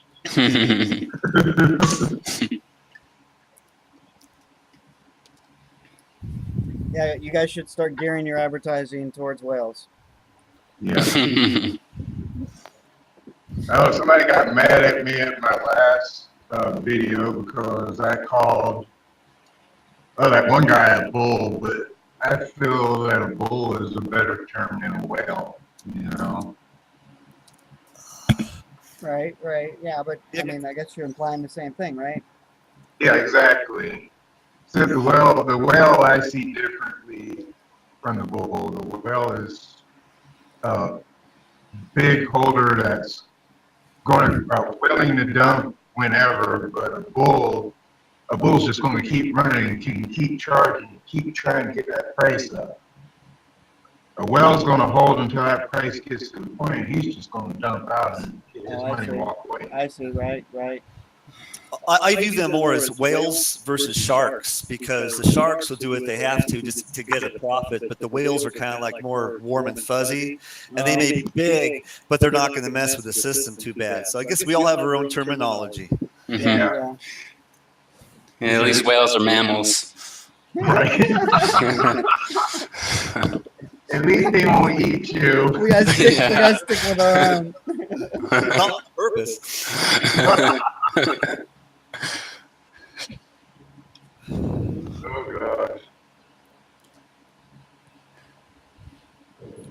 I'm not doing the race this year, so What? I was going to do the race this year and buy me an EverGreenCoin, get somebody to make an EverGreenCoin racing jersey for the mountain bike race. Oh, I thought you were talking about iRacing. No, I was going to do that mountain bike race again this year, the 18-mile race. Oh wow. And yeah, my bike wasn't up for it. I can't take that bike to the mountains. I don't have money for How much do you need for a bike? Probably like 400, 500. Oh, But we can get I don't that have- for you. Huh? We can get that for you. Yeah, And but embarrassing. I don't have time to get prepared for the race. Oh, The okay. race, Okay. the race is like next week. Oh, I see, man. okay. Okay. Yeah.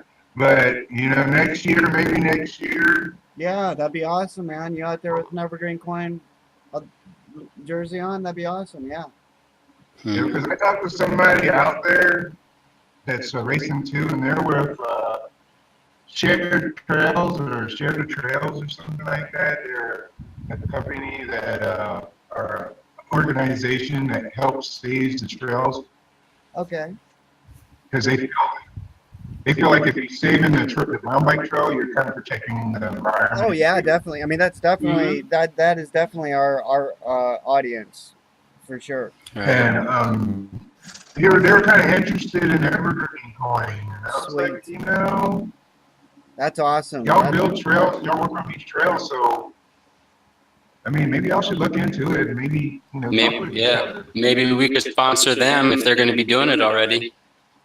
And if you're going to be there, I mean, you're the representative. Yeah, I've already been designing. I've been on the website designing EverGreenCoin jersey. But no, Joe, that's awesome. That's a perfect avenue. I mean, that is right in line with our audience. that would be, I bet you everyone that's in that crowd or in that race would be interested in EverGreenCoin and our objectives. That's Yeah, perfect. I would That's also perfect, man. That's perfect. I would also have to have somebody in the ground, probably probably Bowman, because Bowman's closer. Like somebody on the ground during the day of the race passing out tickets or wallets. Wallets. Mm-hmm. That's in how do you say that town? Pocatello? Pocatello, yeah. I think that's 6 hours from here. And they got an 18-mile race and a 30-mile race, but I usually do the beginner. Well, It's 18 I'll tell you what, Joe, if you can set something up with them, like for where we're helping them out or where we're getting our name out there, I'll come help you, man. That's only 6 hours. I'll come help you do that next weekend. If you can get it done, man, I'll for sure. I'll definitely get on it for next year because I'm going to race next year. Like it's been too long. My last race was 2 years ago, and I miss it. Oh wow. Yeah, I didn't know you'd raced before. Yeah. Oh yeah. Sweet. Last one, I came in 16th place and did the whole 18 miles in 2 hours and 18 minutes. Oh wow. And there are lots of people, like the beginner loop, there was like 200 racers. And I'm a smoker. I was dusting these guys, and I'm a smoker. Oh, okay. But I'm going to stop smoking for about 2 months before I try it again. But by the time I cross the finish line, I thought it was going to die. So definitely got to make a change on that one. There's no smokers bracket? You race on a curve. Yeah. Right? I wish, man. Oh, gosh. I practiced on that trail for about 2 months before the race, too. And, yeah, I just couldn't stop. Even the day of the race, I was smoking all the way up to the day of the race because I was so stressed. Wow. I raced in Florida. I raced in Georgia, and now I'm racing in Idaho. Cool. So, Awesome. but my bike's kind of down now. I can only use it for town. So, well, I mean, I'm saying we could make a crowd fund, and I'm sure we could get the money generated, Joe. yeah. I mean, I know I'd throw down for it too. You know. Yeah.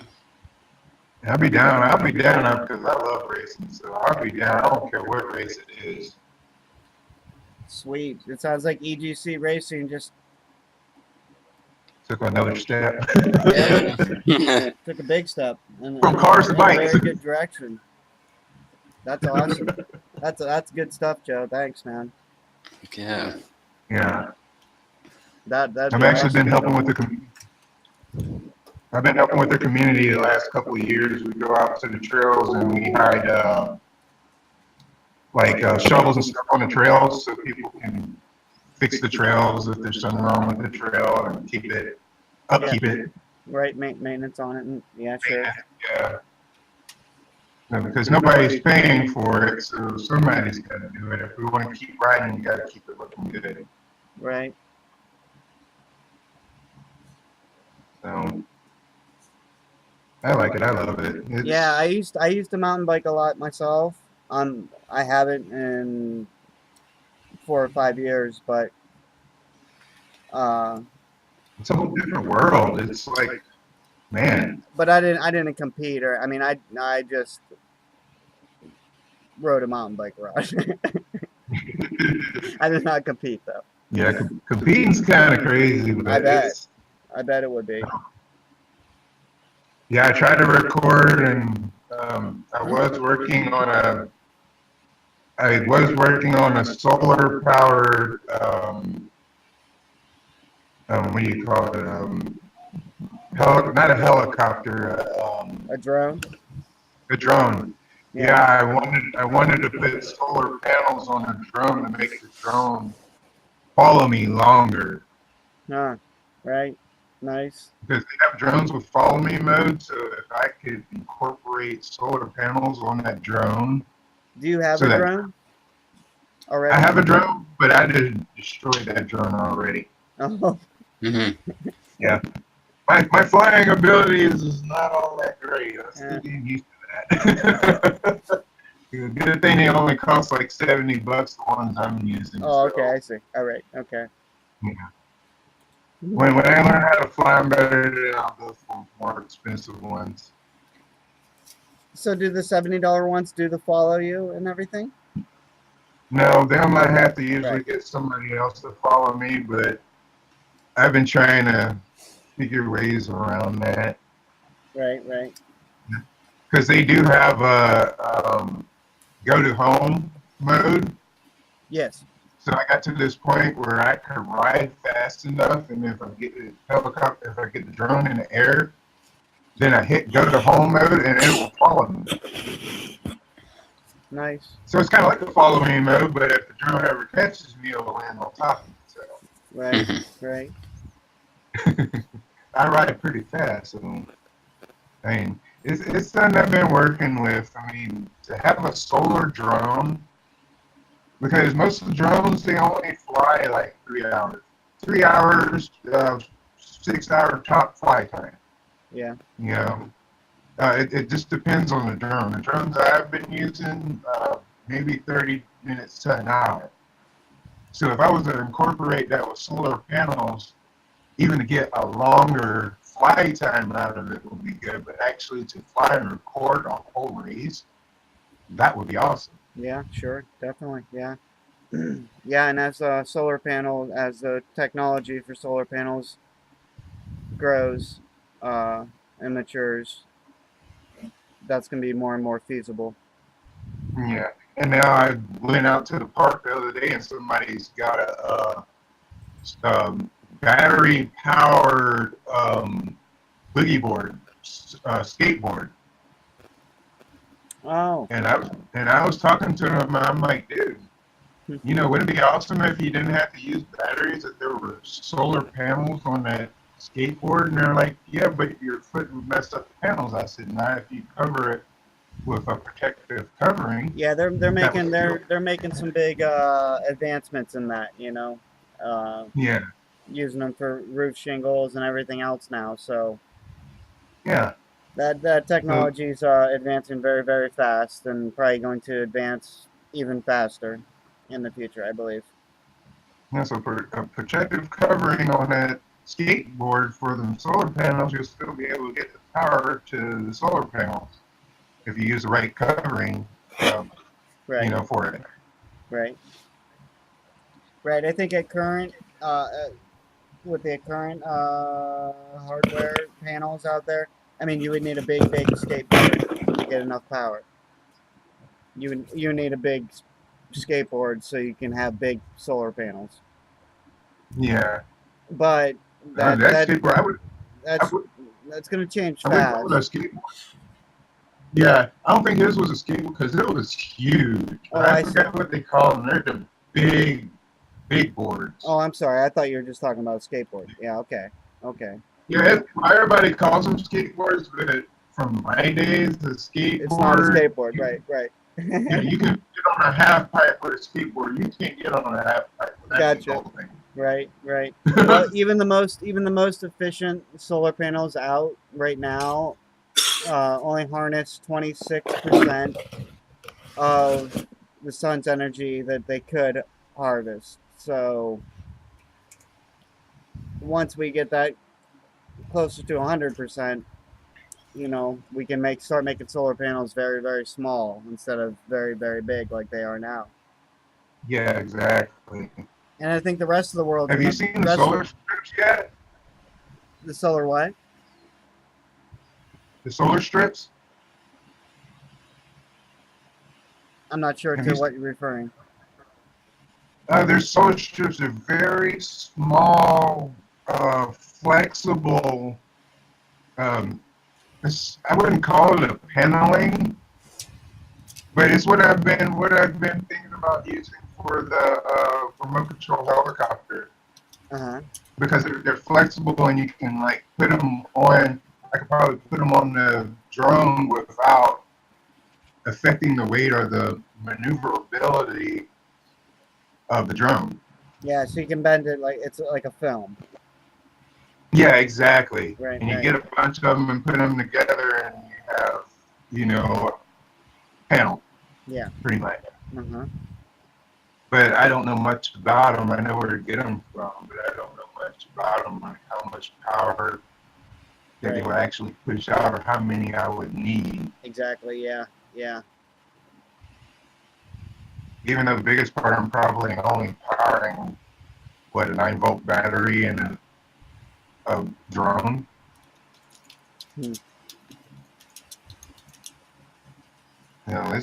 It's been something I've been looking into. Let me see if I can find them. It's pretty interesting.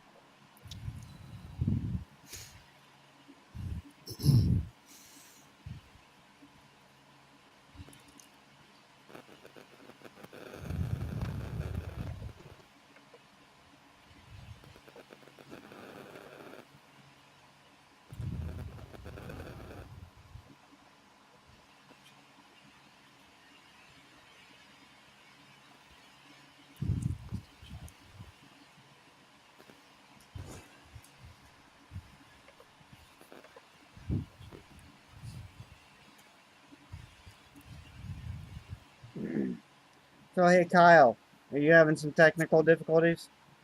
I lost connection there a few times. Okay. My internet is very tenuous out here. Okay. Just making sure everything's sorted. So I'm just listening and observing right now. Okay. No worries.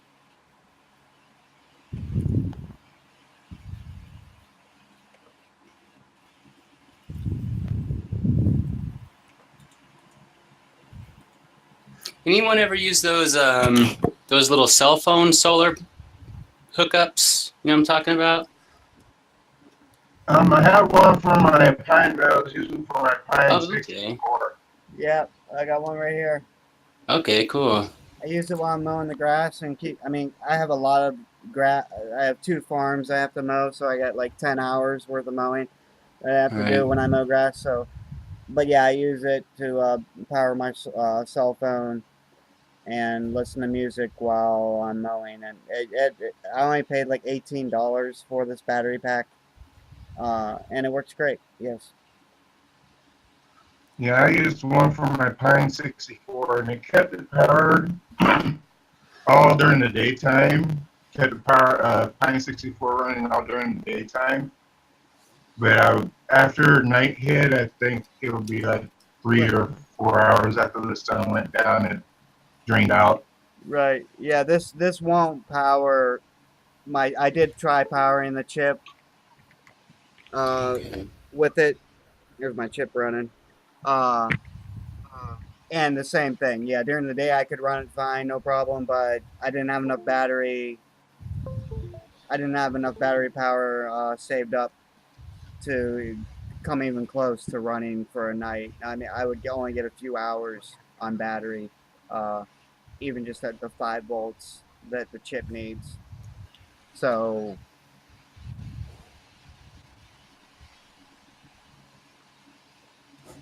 that chip will run off that 5 volts basically indefinitely if you have enough solar. Correct. Yes. Okay. Yeah. Right. Okay. Which I think I just needed a probably one about 3 times the size, and it would have worked perfectly.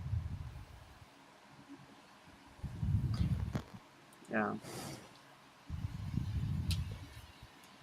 Which I can right now I can. I mean the chip I was showing you. I mean this has the foundations coins on it, and it is staking it, and I can get it to run solar. You guys are gonna have to pardon the mess, but I live here. And let's see. I'm trying to give you guys a view of the solar panel in my window, right there by that fan. Anyway. And my bed. Sorry, my bed's not made neither. But I can get that to run for like 5 or 6 days. Okay. but in Ohio we get a lot of overcast days. So in 5 or 6 days, I run out of battery. Usually, I mean, if I had, there's things I can do to improve this. I mean, that's not even facing south. That's actually facing west right now, but which I'm working on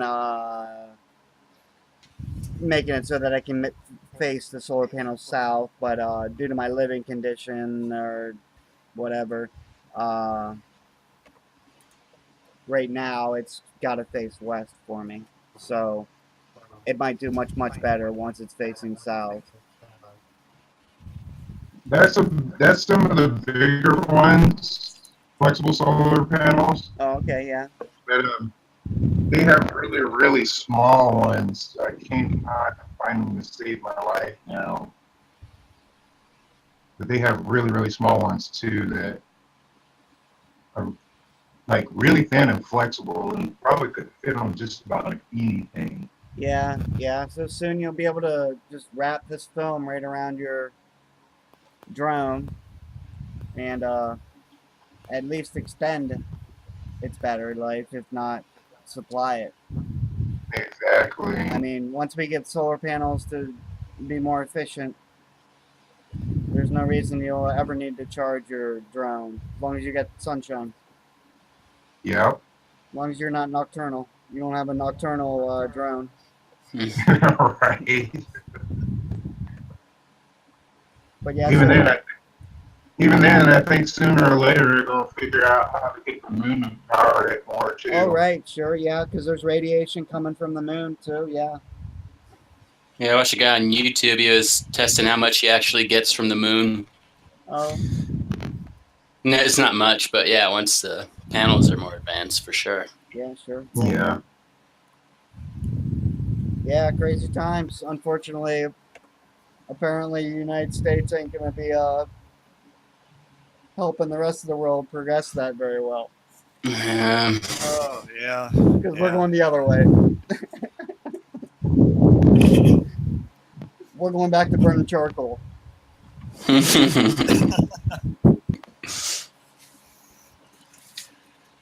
It's funny, but it's not. Yeah.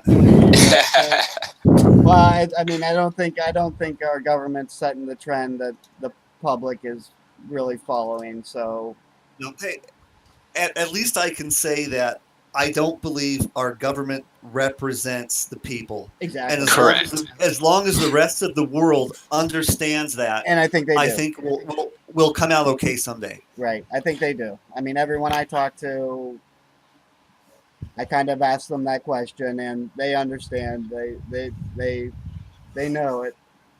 Yeah, the walls to keep us in, guys. Right. Exactly. Right. And they keep all these brilliant ideas out. And, right. So what is it? Could you put? Where do you have the? I mean, it can already work on Android. What if we got a bunch of reclaimed Android phones in one of those little strips? You know, that's funny. Those little phone strips. Java actually mentioned. She mentioned at one point. I believe her grandfather had a bunch of cell phones she was throwing away. I remember. Okay, yeah. I remember you talking about that. All right. So I mean, there's big. You know, just because it's an Android doesn't, I guess, you know, not all Androids are created equal. So, right. You know, we have some big storage requirements for keeping the blockchain. But there is solutions. Electrum is something that I've been researching a lot, and that will enable us to use Android devices that don't have a local copy of the blockchain, but that's going to prevent staking from happening. Okay. So it's going to be but I guess the solution to all these things is the web wallet that we've been mentioning. I found it. Yeah, because that would take care of that. Exactly. Right. You could do it from your Android. We don't care. What'd you These find, are the Joe? ones I was looking at. What'd you find, Joe? These are the ones I was looking at. Sundance Solar. All right. Oh, I see. Hey, real quick, back to the Android stuff and Yeah, sure. the portable wallet.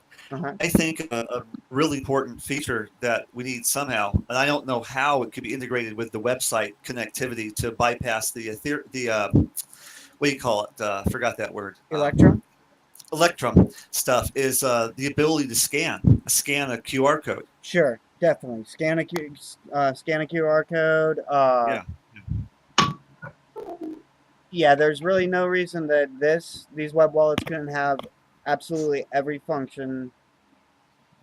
I mean, we can even alias accounts, where I could log into my web wallet and say send Kyle 100, basically. And yeah, there's many doors, and I think all of them are possible. We'll have complete control Cool. of it. 2FA. Obviously, this would have 2FA. I do have experience implementing 2FA on websites, so I mean, this is all nothing we're talking about is far fetched, and I don't mean to suggest that any of this is far fetched, or when I say it's a lot of work, I'm just saying that there would be a lot of work. It's a lot of work. It's a lot of work. Yeah. Right, but none of it is far fetched. None of it is out of the realm of possibility by any means. This is all very achievable. And I'm just putting out my wish list. Yeah. It doesn't mean I expect it to happen tomorrow, Just right. No, but you're absolutely right. QR codes, definitely. Sure. Yeah. And if you got a web wallet on your computer, you can use your camera to scan a QR code. Yeah, oftentimes that's what I do. Yeah. Right. But yeah, we'll definitely have QR codes and whatever scanning mechanism we can build within. I mean, that's going to be a little bit browser independent. I imagine we'll be able to do more with Chrome as far as actually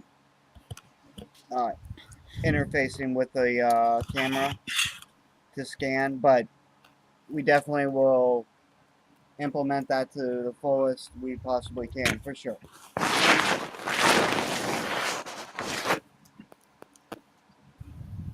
There was some kind of way to implement Google has a barcode scanner app. There was some way to link that app with the program, so the computer would automatically, go through that process when you do it in your wallet.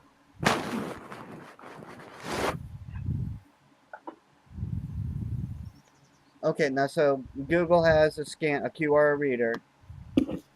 Yeah, it's called barcode scanner. Okay, and which I might have that one, but usually I guess for the hurdle for a lot of people is getting that information is copy and paste. I guess. Yeah. Which if you can't copy and paste, I mean. Just try to make it as simple as possible. Yeah, we'll do our best. The KISS wallet. Yep, keep it simple, right? Keep it simple, stupid. Right.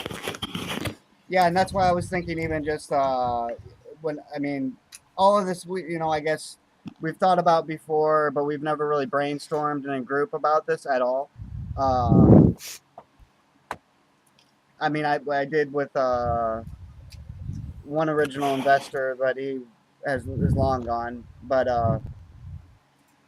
I mentioned earlier we could have webwallets.evergreencoin.org or wallets.evergreen or whatever account. I don't know, whatever we decide, and make that something more that even looks like a ATM interface.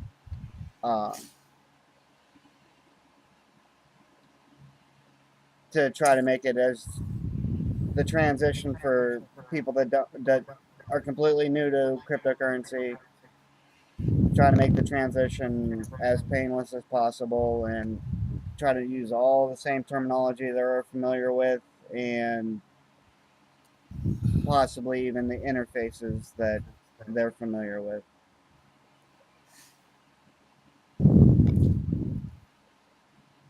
Yeah, the web wallets. I am really excited about that. I mean,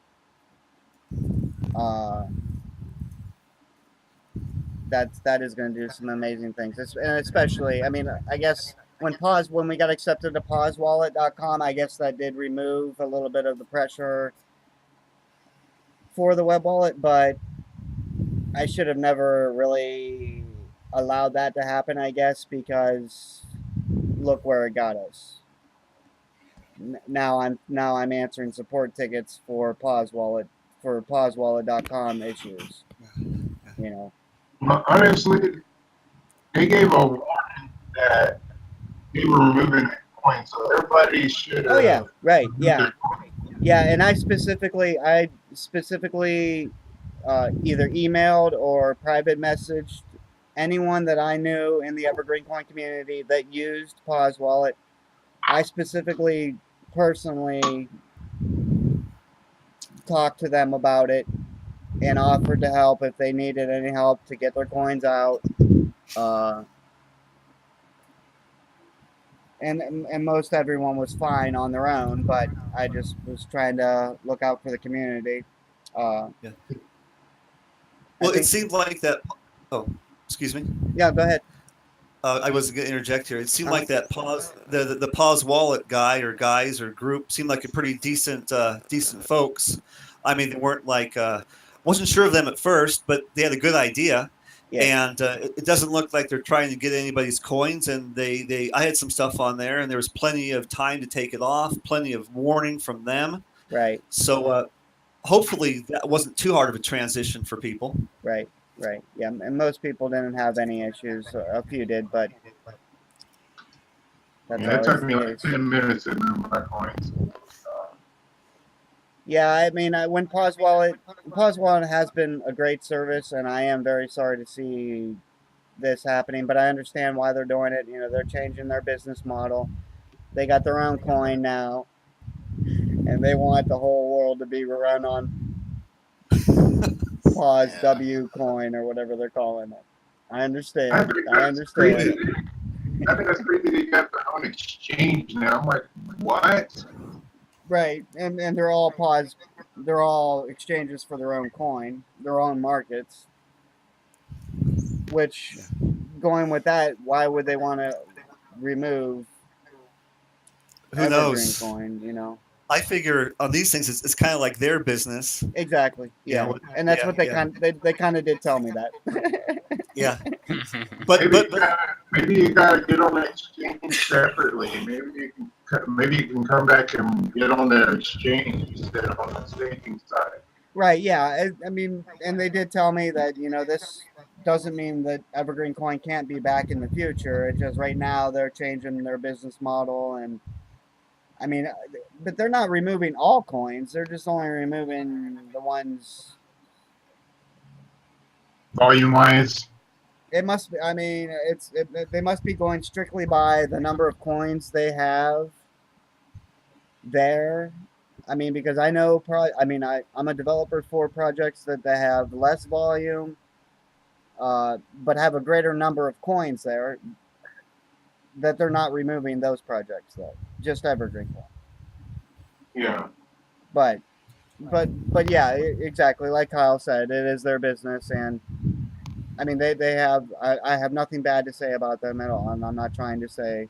It's just funny that they're pushing their own coin, but I understand why they're doing it. I mean, and they did explain that they're trying to. What they've been doing hasn't been proving to be as rewarding or financially rewarding, or probably might not even been able to pay the bills, which I completely understand. So yeah, I think they're probably too early. Yeah, exactly. Right. But be that as it may, I mean, it was a good interim for, at points I was telling Android users, we don't have an Android wallet. You're going to have to use pausewallet.com if you want to collect any.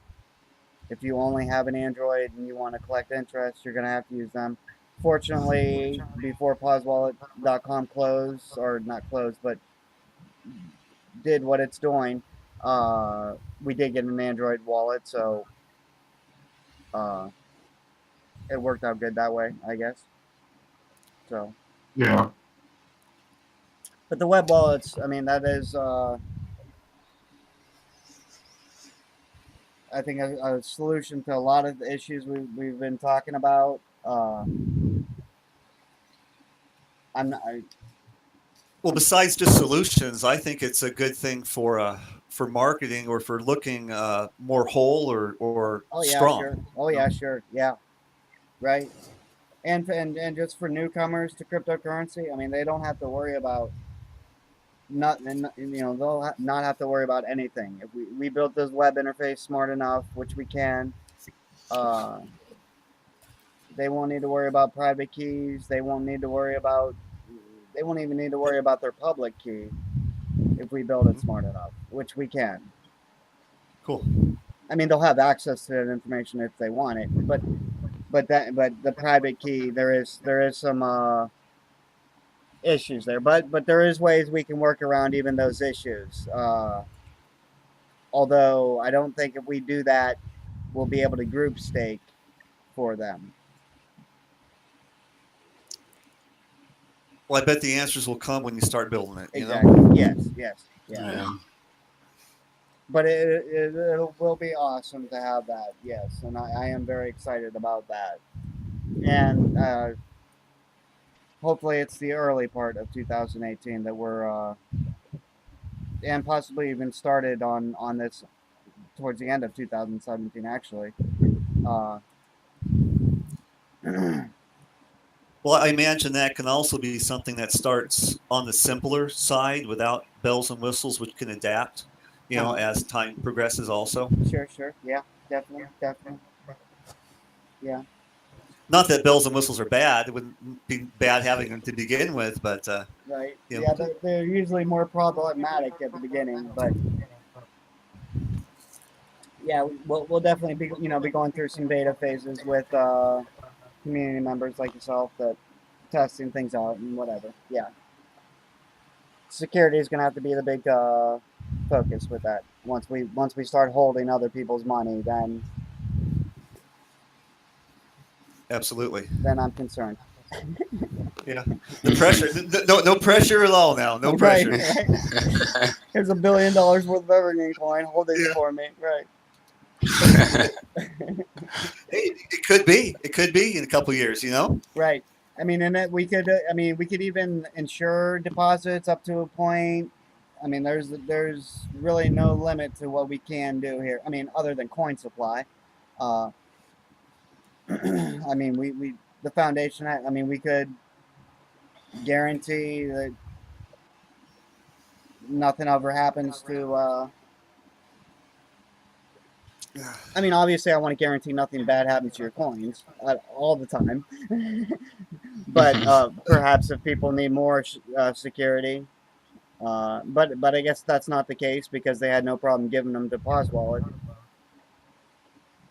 That's true. Yeah. So maybe I'm overthinking it. Yeah. Imagine that.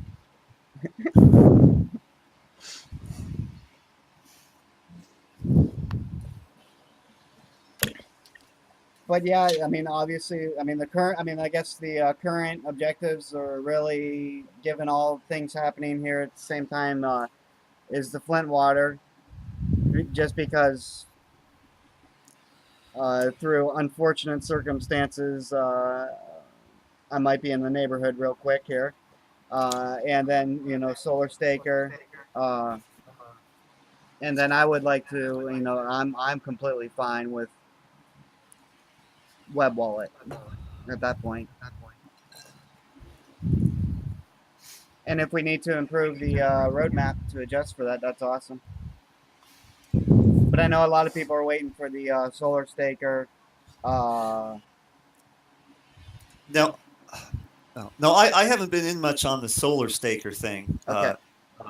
So I may have some questions that have already been answered, or some ideas that don't make sense. Yeah, you're fine. And I don't know if I want to discuss them here too much, but in a nutshell, no, I'm going to back out of this one here for now. Okay. So there you go. For just bring back our conversation like the blockchain about a minute. Yeah, we're doing a blockchain rollback. Yeah, roll back a minute. Yeah, right. But I'll probably PM you sometime. I got some questions. Okay, awesome. Yeah. Or some ideas. Sure. Awesome. Sure. Definitely. I would like to get one of them when they come out, so I could make a live video on how to set it up, like a how-to video. Oh, okay, right. So yeah. that way it make it easier for people to, put it together and set it up, and definitely. pretty much they can see with their own eyes. Oh, and we can get US Mike to do voiceover for us. Oh yeah. His voice does sound like it's perfect for it, really. Yeah. For radio, yeah. Oh yeah. He's got the face for radio too.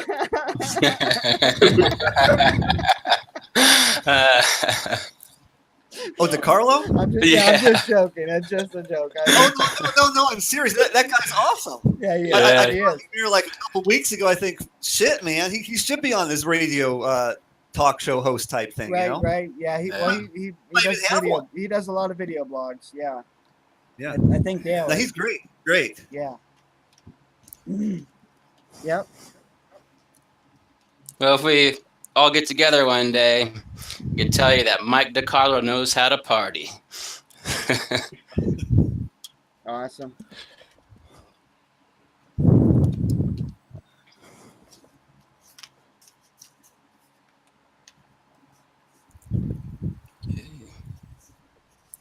Okay, so what else haven't we talked about?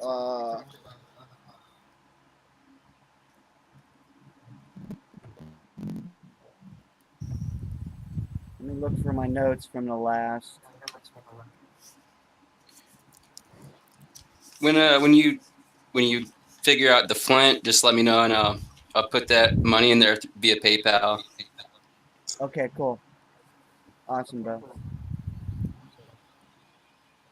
That way you can still use your card. Right. Yeah. I imagine the crowd fund will show how short you are to make that happen at this moment.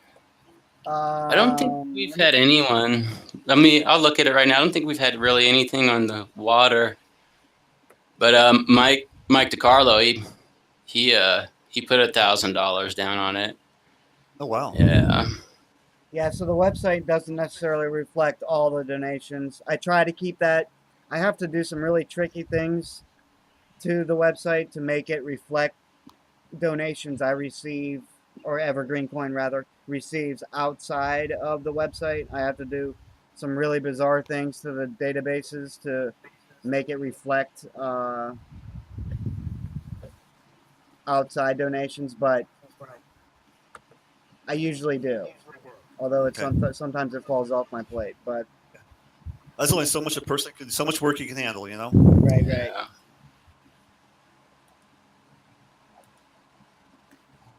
Here's so there's been $30 donated thus far. Yeah, so that's obviously incorrect, right? Yeah. But I mean, I haven't put the PayPal money in there either. Right. So. Right. And I'll dig through and Just well, we can. I mean, well, I think we're safe at this point. I can go ahead and close this crowdfund, and we can start telling. Well, maybe I'll wait and make sure I know what's going to happen with this funeral and anything before I start making announcements or anything of that. Right. But hope this should be happening this coming week, which will be awesome. I mean, especially if we get some pictures. I mean, in a perfect world, I could be there myself. I'll dress my family up in EverGreenCoin t-shirts too. I'll be sure to bring my coffee mug And I'll get a bunch of the kids, you know, get a bunch of the kids from Flint in the pictures with me, and all of the glorious water that their governor. Well, I'm thinking is if we don't get, I'm looking at some news places right now, but you could probably Facebook Live that. Oh yeah, sure. If you're there. Right. Yeah, I have never Facebook Live something myself, but you're right, and I probably could. Of course, I'll do some test runs of it before it if I can do that, you know.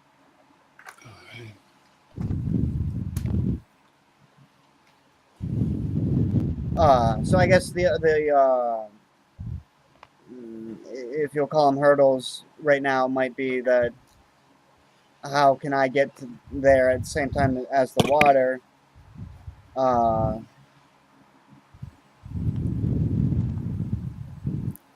Which, I mean, I can show up the same day as the water and everything, or there'll have to be a lot of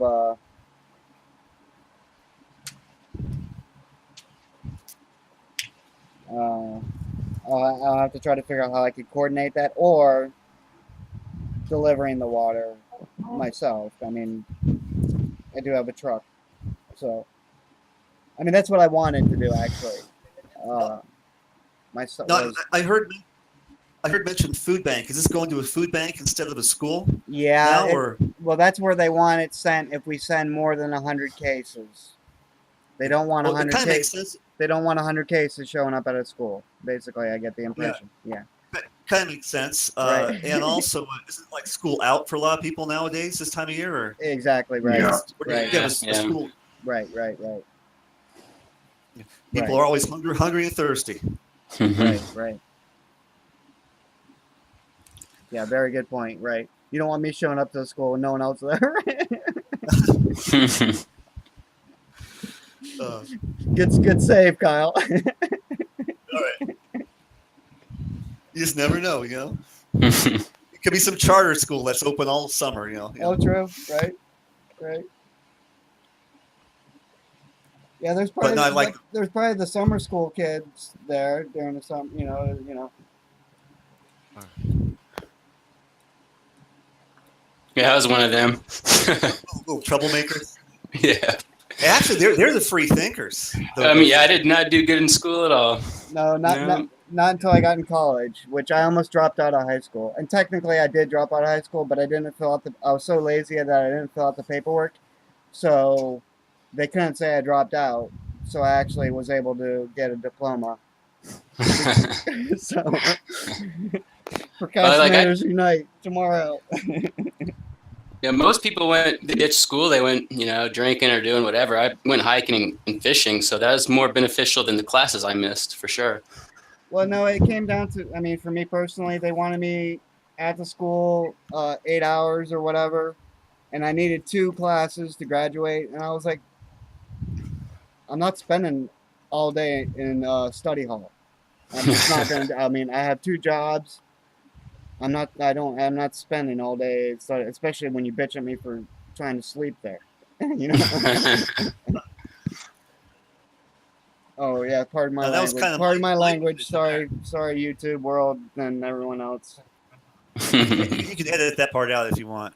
Right. Well, I won't. No, I was lucky.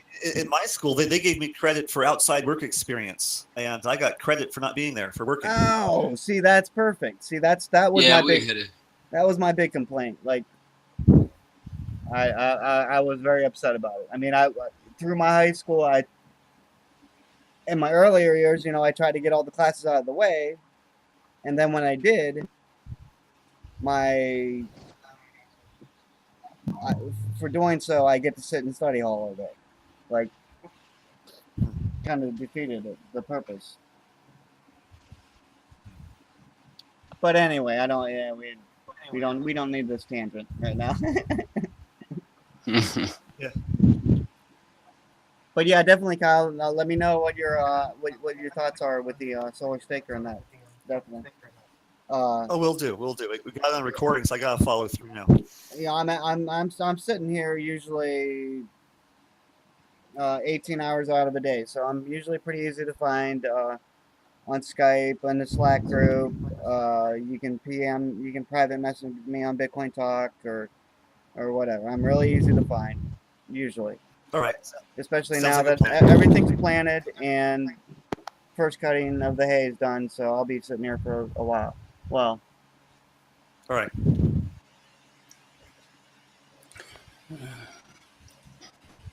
in the near future, I'll be going I'm to looking- Michigan, but Right now, I'm looking at this. It's Michigan Live News. uh-huh.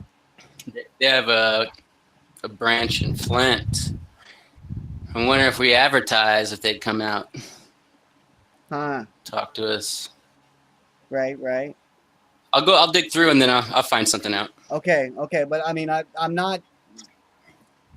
I guess I'm not certain. You know, well, the funeral's is not in Flint. It's in the Upper Peninsula of Michigan, actually.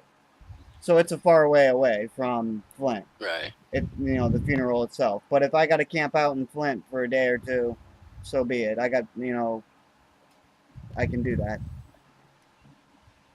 Especially for us to capitalize on this, on the publicity that we could here. But even regardless of that, I mean, this is an awesome thing for. I mean, I was looking at we were talking about the Potcoin thread earlier, and I was looking at it yesterday, looking at comments about Dennis Rodman and all that, and I wanted so bad to post, someone posted an R thread asking about the value of EverGreenCoin, and I think Bo responded to him, and I just let it be at that, but I wanted to say, well, we're doing things to help children in Bangladesh and in Flint, Michigan, while other coins are helping rich basketball stars and dictators. It's pretty obvious which project's going to be which project's going to be around the longest for sure. Yeah. Now, I did see a little video clip of him walking through a hallway or something with some T-shirts on. Yeah. Now, is that all that happened, or was it just coincidental, or did Potcoin actually sponsor something? They sponsored him. They sponsored it. They Well, I sponsored. thought it was just coincidental, totally coincidental. No, they actually sponsored it, right? Wow. But that's like the first thing I wrote Steve. I was like, man, they're supporting a dictatorship. We ought to be able to ruin them for that. Right. Wonder how much they had to come out of their pocket for that. Yeah, I don't know. I didn't really do much research into what the actual cost was for them to do it. Dennis Rodman probably holds all the Potcoin, probably, or something. I mean, how much money are they going to pay Dennis Rodman? He's rich already. You know what I mean? So it ain't like they can say, hey, they're not going to be able to entice him very much, I don't think. Even with their complete market cap. So maybe Dennis Rodman has been buying up all the Potcoin since his last visit to the dictator. Well, that is one of the interesting things about all these cryptocurrencies in the Wild West that we're in. You can basically do anything you want. Right. Yeah. Yeah. And we're all free to make our choices and pick and promote or not promote. And I think the whole thing's pretty interesting. Oh, I think it's very interesting. I mean, I'm so excited about this time we live in. I mean, specifically in regard to cryptocurrency. I mean, for me, it's a bit of heaven, Mm-hmm. But yeah, and I'm much more interested in the social impacts we can have with the technology rather than pump and dumps and people getting scammed and all the other negative things that have come out of cryptocurrency. Well, that's probably the thing I don't like about crypto sometimes is the people may be getting a negative connotations who have lost. Right. Sure. Yep. Yeah. It takes away from some of the value that the whole thing can have. Right. Which is peer-to-peer, own your own money type stuff. Yeah. Right. Well, it's up to good projects like EverGreenCoin to show people that the other side of the coin here, pun intended. That's why I'm in a little area of Ethereum right now, because they're working with Bank of America to make an Ethereum-based application. And I'm like, I got in crypto to get away from banks.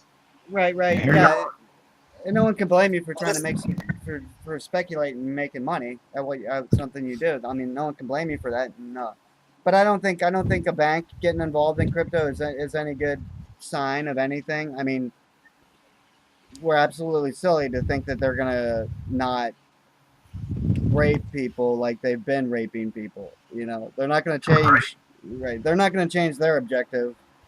They might try to mold cryptocurrency to meet their objective, but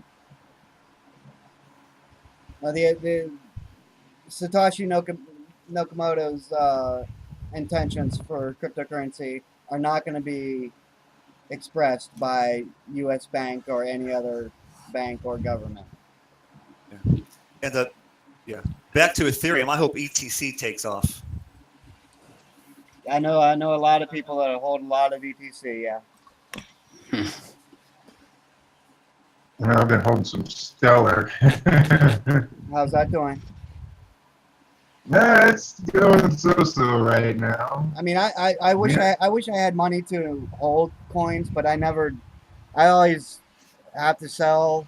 I mean, specifically as a miner, I have to sell to recoup electricity costs. But even beyond that, I'm usually in a situation where I need to sell to keep bills paid, or not have EverGreenCoin. I got some stories there. What's that? Oh, I can't tell them here. Maybe private. and you can share with people private, but not on tape. Okay. But I got some stories. Okay. Yeah. Okay. We look forward to them. Okay, I'll share them with you. Yeah. Awesome. Yeah. If they slip out, just edit them out for me. Right. Well, I'm hoping I don't have to do any editing to this one. I think this one's all good to go straight to YouTube. So I think a lot of people in the community will be happy. I must apologize. I left the text on the video, on the recording for the first, 45 minutes or something. So I do apologize for that, YouTube viewers. But I'm kind of learning this software myself, so I apologize, but you could see behind it anyway. So, and hopefully the audio is working this time too, so everyone will be happy. What's this, Bo? It's Potcoin sends Dennis Rodman back to North Korea by potwallet.com. Oh my gosh, why did you send me that? I didn't get to watch it yet, but I will later. I think I'm gonna go on their thread and tell them they make me sick. Potcoin sending this man Dennis Rodman back to North Korea. He has. So I don't even. I mean, this is just so. This is kind of unreal for me. Like, how would anyone think this is a good thing? Yeah. How does Potcoin think? How does Potcoin think this is good? I mean, Dennis Rodman, yeah, he's. I mean, I'm not speaking bad about Potcoin or Dennis Rodman or anyone. I'm trying not to anyway. I guess I guess my personal opinion would be Dennis Rodman's a pretty flamboyant person, but that to each his own. I'm not judging him, but how does Potcoin think? How does Potcoin relate to North Korea? Yeah, the only thing I can think of is it's $3 a pound there. I mean, there was something, but it's not like they're bringing it back with them either. So I don't know. But here's the problem: is that most of the trading for the country has been stopped because of his, he's been acting. So there's been a lot of, hey, yeah, we're stopping this, we're stopping that, we're going to keep putting citations on you until you stop what you're doing. I don't even see how this qualifies as promotion. Like, this looks like a bad thing. This would be like Well, you something. know what I'm. If this happened to EverGreenCoin, we'd be sweeping it under the rug right now. You know, like They're trying to. They're hoping that the name itself will bring them money, and that's Right. just can't do that. Well, I mean, if Dennis Rodman and Kim Jong Un are good friends, I mean, all he has to do is sell him on the idea of cryptocurrency and Potcoin. I mean, they got $8 billion, so it's not like it's really going anywhere. But Right. as a country, right. I don't think. Well, who knows? Who knows? I don't understand the. no. I don't understand, and I don't understand how people can be looking at a coin doing things like that, and a coin doing the things that EverGreenCoin is doing, and I don't know. For me, it's pretty obvious. Yeah. Maybe they're going with any publicity is good publicity. Who knows? Right. I mean, 2 months ago, North Korea made a video of them destroying the United States with planes. Right. Like, yeah, that.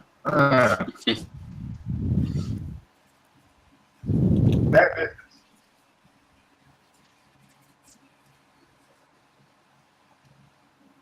Bad business.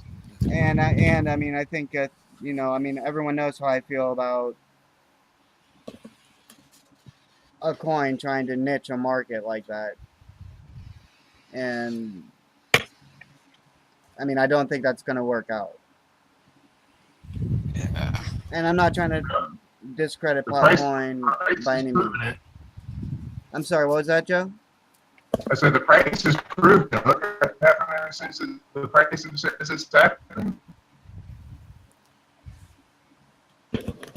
You cut out. I couldn't hear what you said, Joe.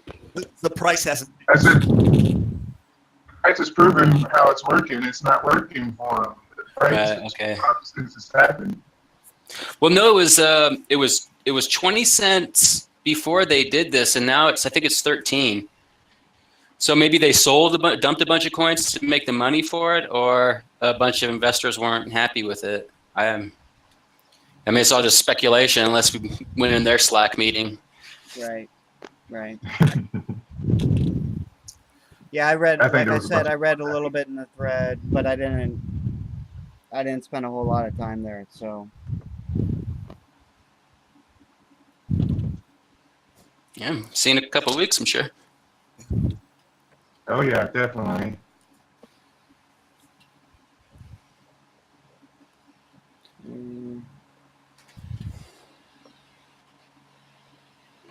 Man, maybe if they're at $3 a pound on weed and they use Potcoin as their national coin because it's one of their best commodities, maybe that's it. But it still wouldn't benefit them because they won't even have the right to export any of that out of their country right now. True. Yeah, China's not real happy with them either. Now nobody's dealing with them right now. They're like, yeah, we're even cutting vacations there. I think Potcoin's the only people that want them. Yeah. And I don't know why. That's weird. Like, what's the reason? There's always a reason why. It just makes no sense.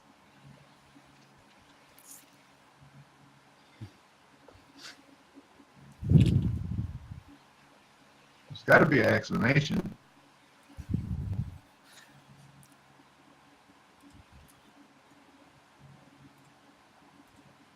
I don't see. Okay, so I'm looking at the Potcoin's announcement thread on Bitcoin Talk, and yeah, I mean they think it's good publicity.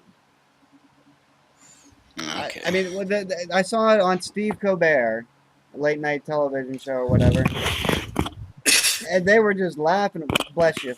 They were just laughing about it, you know, and they're talking about. Obviously, they're making jokes about imaginary pot money.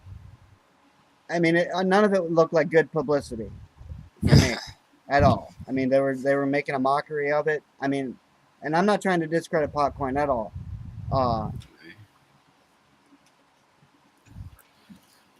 I think this is one of the things where time will tell. Right. Yeah. Right. Yeah. Maybe we were Yeah. wrong. Maybe Dennis Yeah. Rodman's going to be the next president. Well,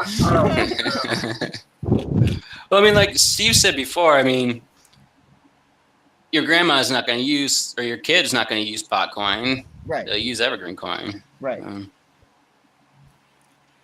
Right. Being tied It'll be to something interesting. with all the social stigma of just the word pot, I guess. Yeah. I mean, but I don't know. Well, anyway, I think we're digressing from EverGreenCoin. Yeah, right. True. Right. Well, I feel good about our decisions to support Flint's water and not support a dictator. Yes. If that decision isn't obvious for anyone else, I don't know. All right. Okay, what else can we talk about here? What else have we got? How's the garden division doing? Which division? I'm sorry. Garden division. Oh, well, What do you want to know? Well, it's given me some ideas if I could ever find the time to go outside and play in mine. I know one of the things I'm going to try is I never saw this before, and I'm probably pronouncing it wrong, but it's the Hugel garden. Hugel Coulter. Yeah. I think that's slick because What is all my tree trimmings I do out here, the trees that fall and the branches I got to cut, I just put them in piles and burnt them. yeah. Yeah. So I'm thinking I might bury these things one of these days and try that. Yeah. So what It's do you like like? Composting? the old German. It's the Hugel Coulter. It's German. How they used to do it is they had their communities and they like Kyle said, they take the dead trees and they just line them out like around their little area and they throw dirt on it, and that's how they actually grew. They just grew on dirt mounds that they made. It kind of acts like vermiculite, kind of the wood down there, and Yeah, it's all decomposes like kind of like a big compost pile, kind of. Mm-hmm. Wow. so I'm looking forward to giving that there a try. Nice. Yeah. Nice. That is pretty cool. Oh, which, Bo, that reminds me, we got to remind people that they can still collect the bounty. Okay, for the certain date. What do we have coming up next? Let me. Well, we should just open that up. Like, Keep it open. Yeah, I agree. Yeah, that's a good idea. we should just leave it open. And someone in I believe it was IRC suggested it, and I said, well, actually, we are doing that, but we're probably not advertising it well enough. So we got to, and I'm speaking to myself too, Bo, not just you, but we got to, I guess, buckle down a little bit and be a little bit more active with tweeting or anything like that. And if anyone ever thinks, just for everyone to know, if they ever see something that should be tweeted by EverGreenCoin or anything, go ahead and tweet it yourself and include at EverGreenCoin _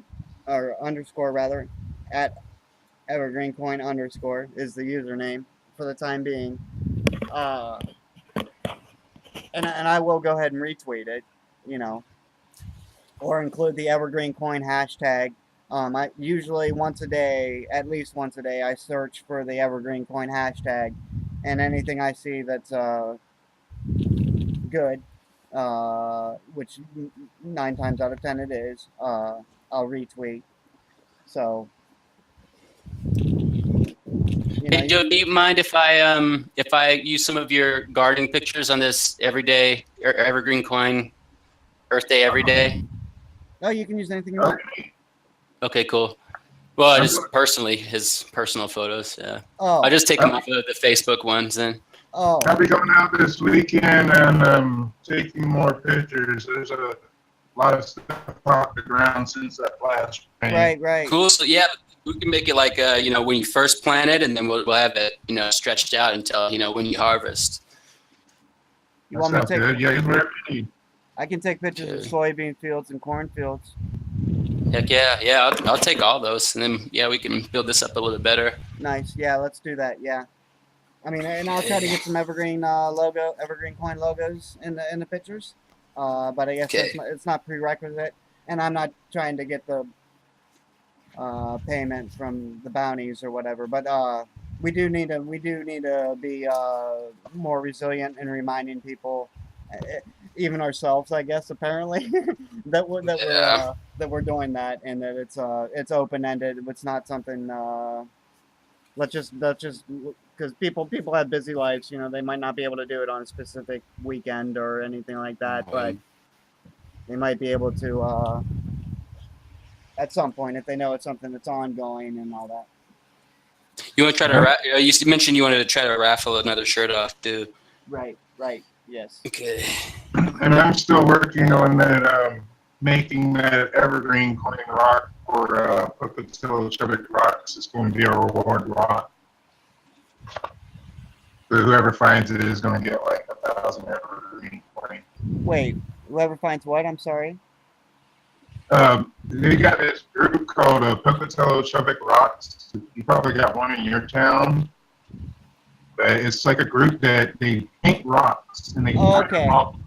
I think I saw something on Facebook about this. Okay. So you hide these rocks. It's like an Easter egg hunt type deal. Yeah. Okay. So I'm gonna make an evergreen coin one and hide it in town, and it's gonna be a reward rock. Oh, sweet. I'll match you on the reward. Yeah, it's Or the foundation, or I'll match the foundation, and you don't want to have to spend any. How about that?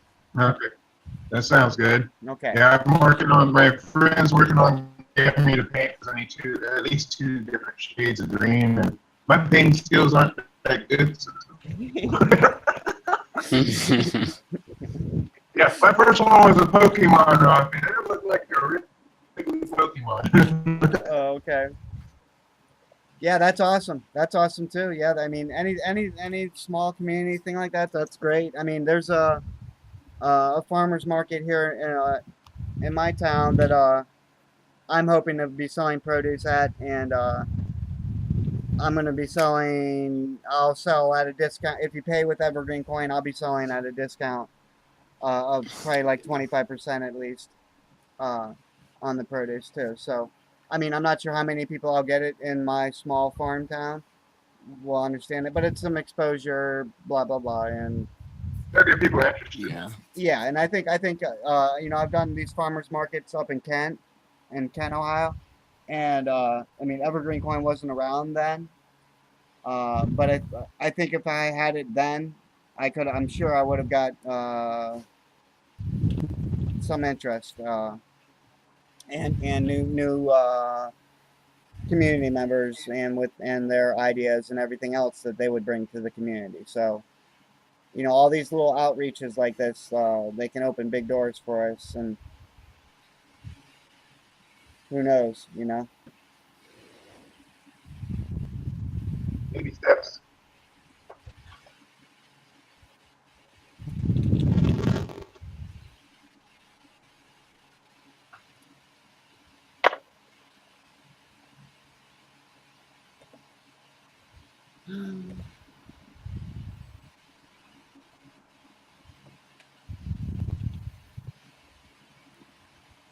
So it looks like we'll just be going with 2 pallets, and well, Bo, you and I can discuss this privately, I guess, the actual, and obviously we need to let some of the pieces fall into place here as far as when I will be going to Michigan and all that, you know. So Right.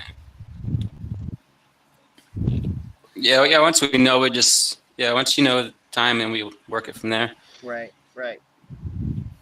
Now, here's a question about the Michigan thing. Do you have a contact in there to help you out, local, to my show family, you around? Or? I have several family members. I mean, there's no contact at a food bank or anything per se that we have some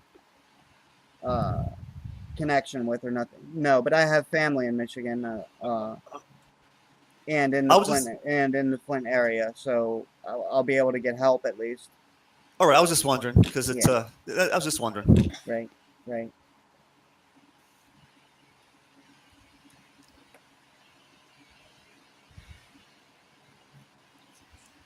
So if I need to spend some time in Flint, I shouldn't need to pay for a hotel or anything like that. I hope.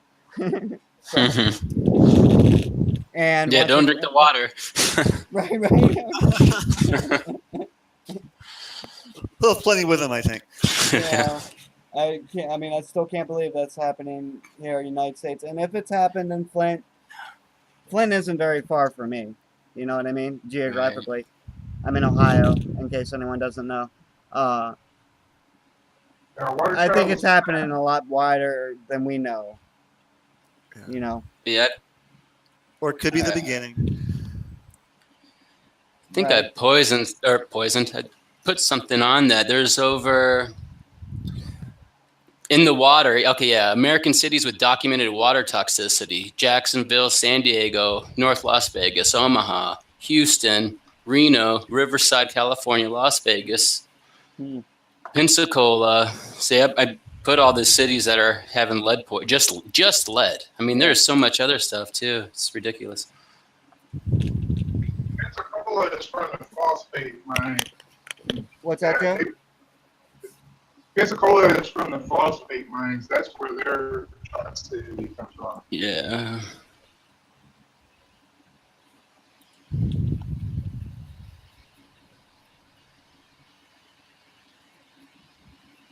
I used to work at the phosphate mines down there before I got my legs burnt up working out there. Very nasty stuff. Yeah. Did you get a chemical burn? Yeah, I got chemical burn all the way up both of my legs. I got spots all up and down both of my legs. Yeah. And we went into a phosphate tank with the cleanup crew. We cleaned all the tanks. Oh man, we just missed. We went in a tank one day. Huh? I'm sorry, Joe. Go ahead. Go ahead. We went in a tank one day and they didn't do a lockout tagout procedure, which is supposed to be mandatory. And somebody turned one of the machine on and blew the dust on us, and we sweat. The dust turns to acid. It immediately started burning my legs. Wow. Man. Well, I got paid, but still, it wasn't worth it. Yeah. Yeah, absolutely. No, we had someone. I'm sorry that I cut you off there, Joe. We had someone that joined, but they left real quick. As if. Which I don't recognize. I don't recognize the name. I don't either. Well, I posted this in that altcoin on Facebook. Oh, did you? Oh, okay. Yeah. Just, see. Sure. Yeah, definitely. Yeah. I tweeted it, put in the IRC, put in the Slack, put in the Telegram group, and I think that's it. I'll probably post it in my group next time around. Cool. There's trying to be a lot of people in the group. Yeah, I think once I get a recording out, which I apologize I haven't, but once I get a recording out and people get to see the Hangout is really a hangout and not so much a meeting, and that I'm such a cool fella, the more people will want to come.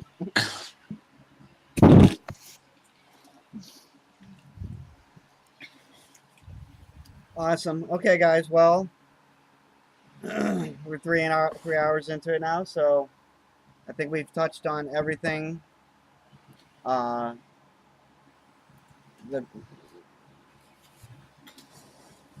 I guess we can go ahead and wrap her up here.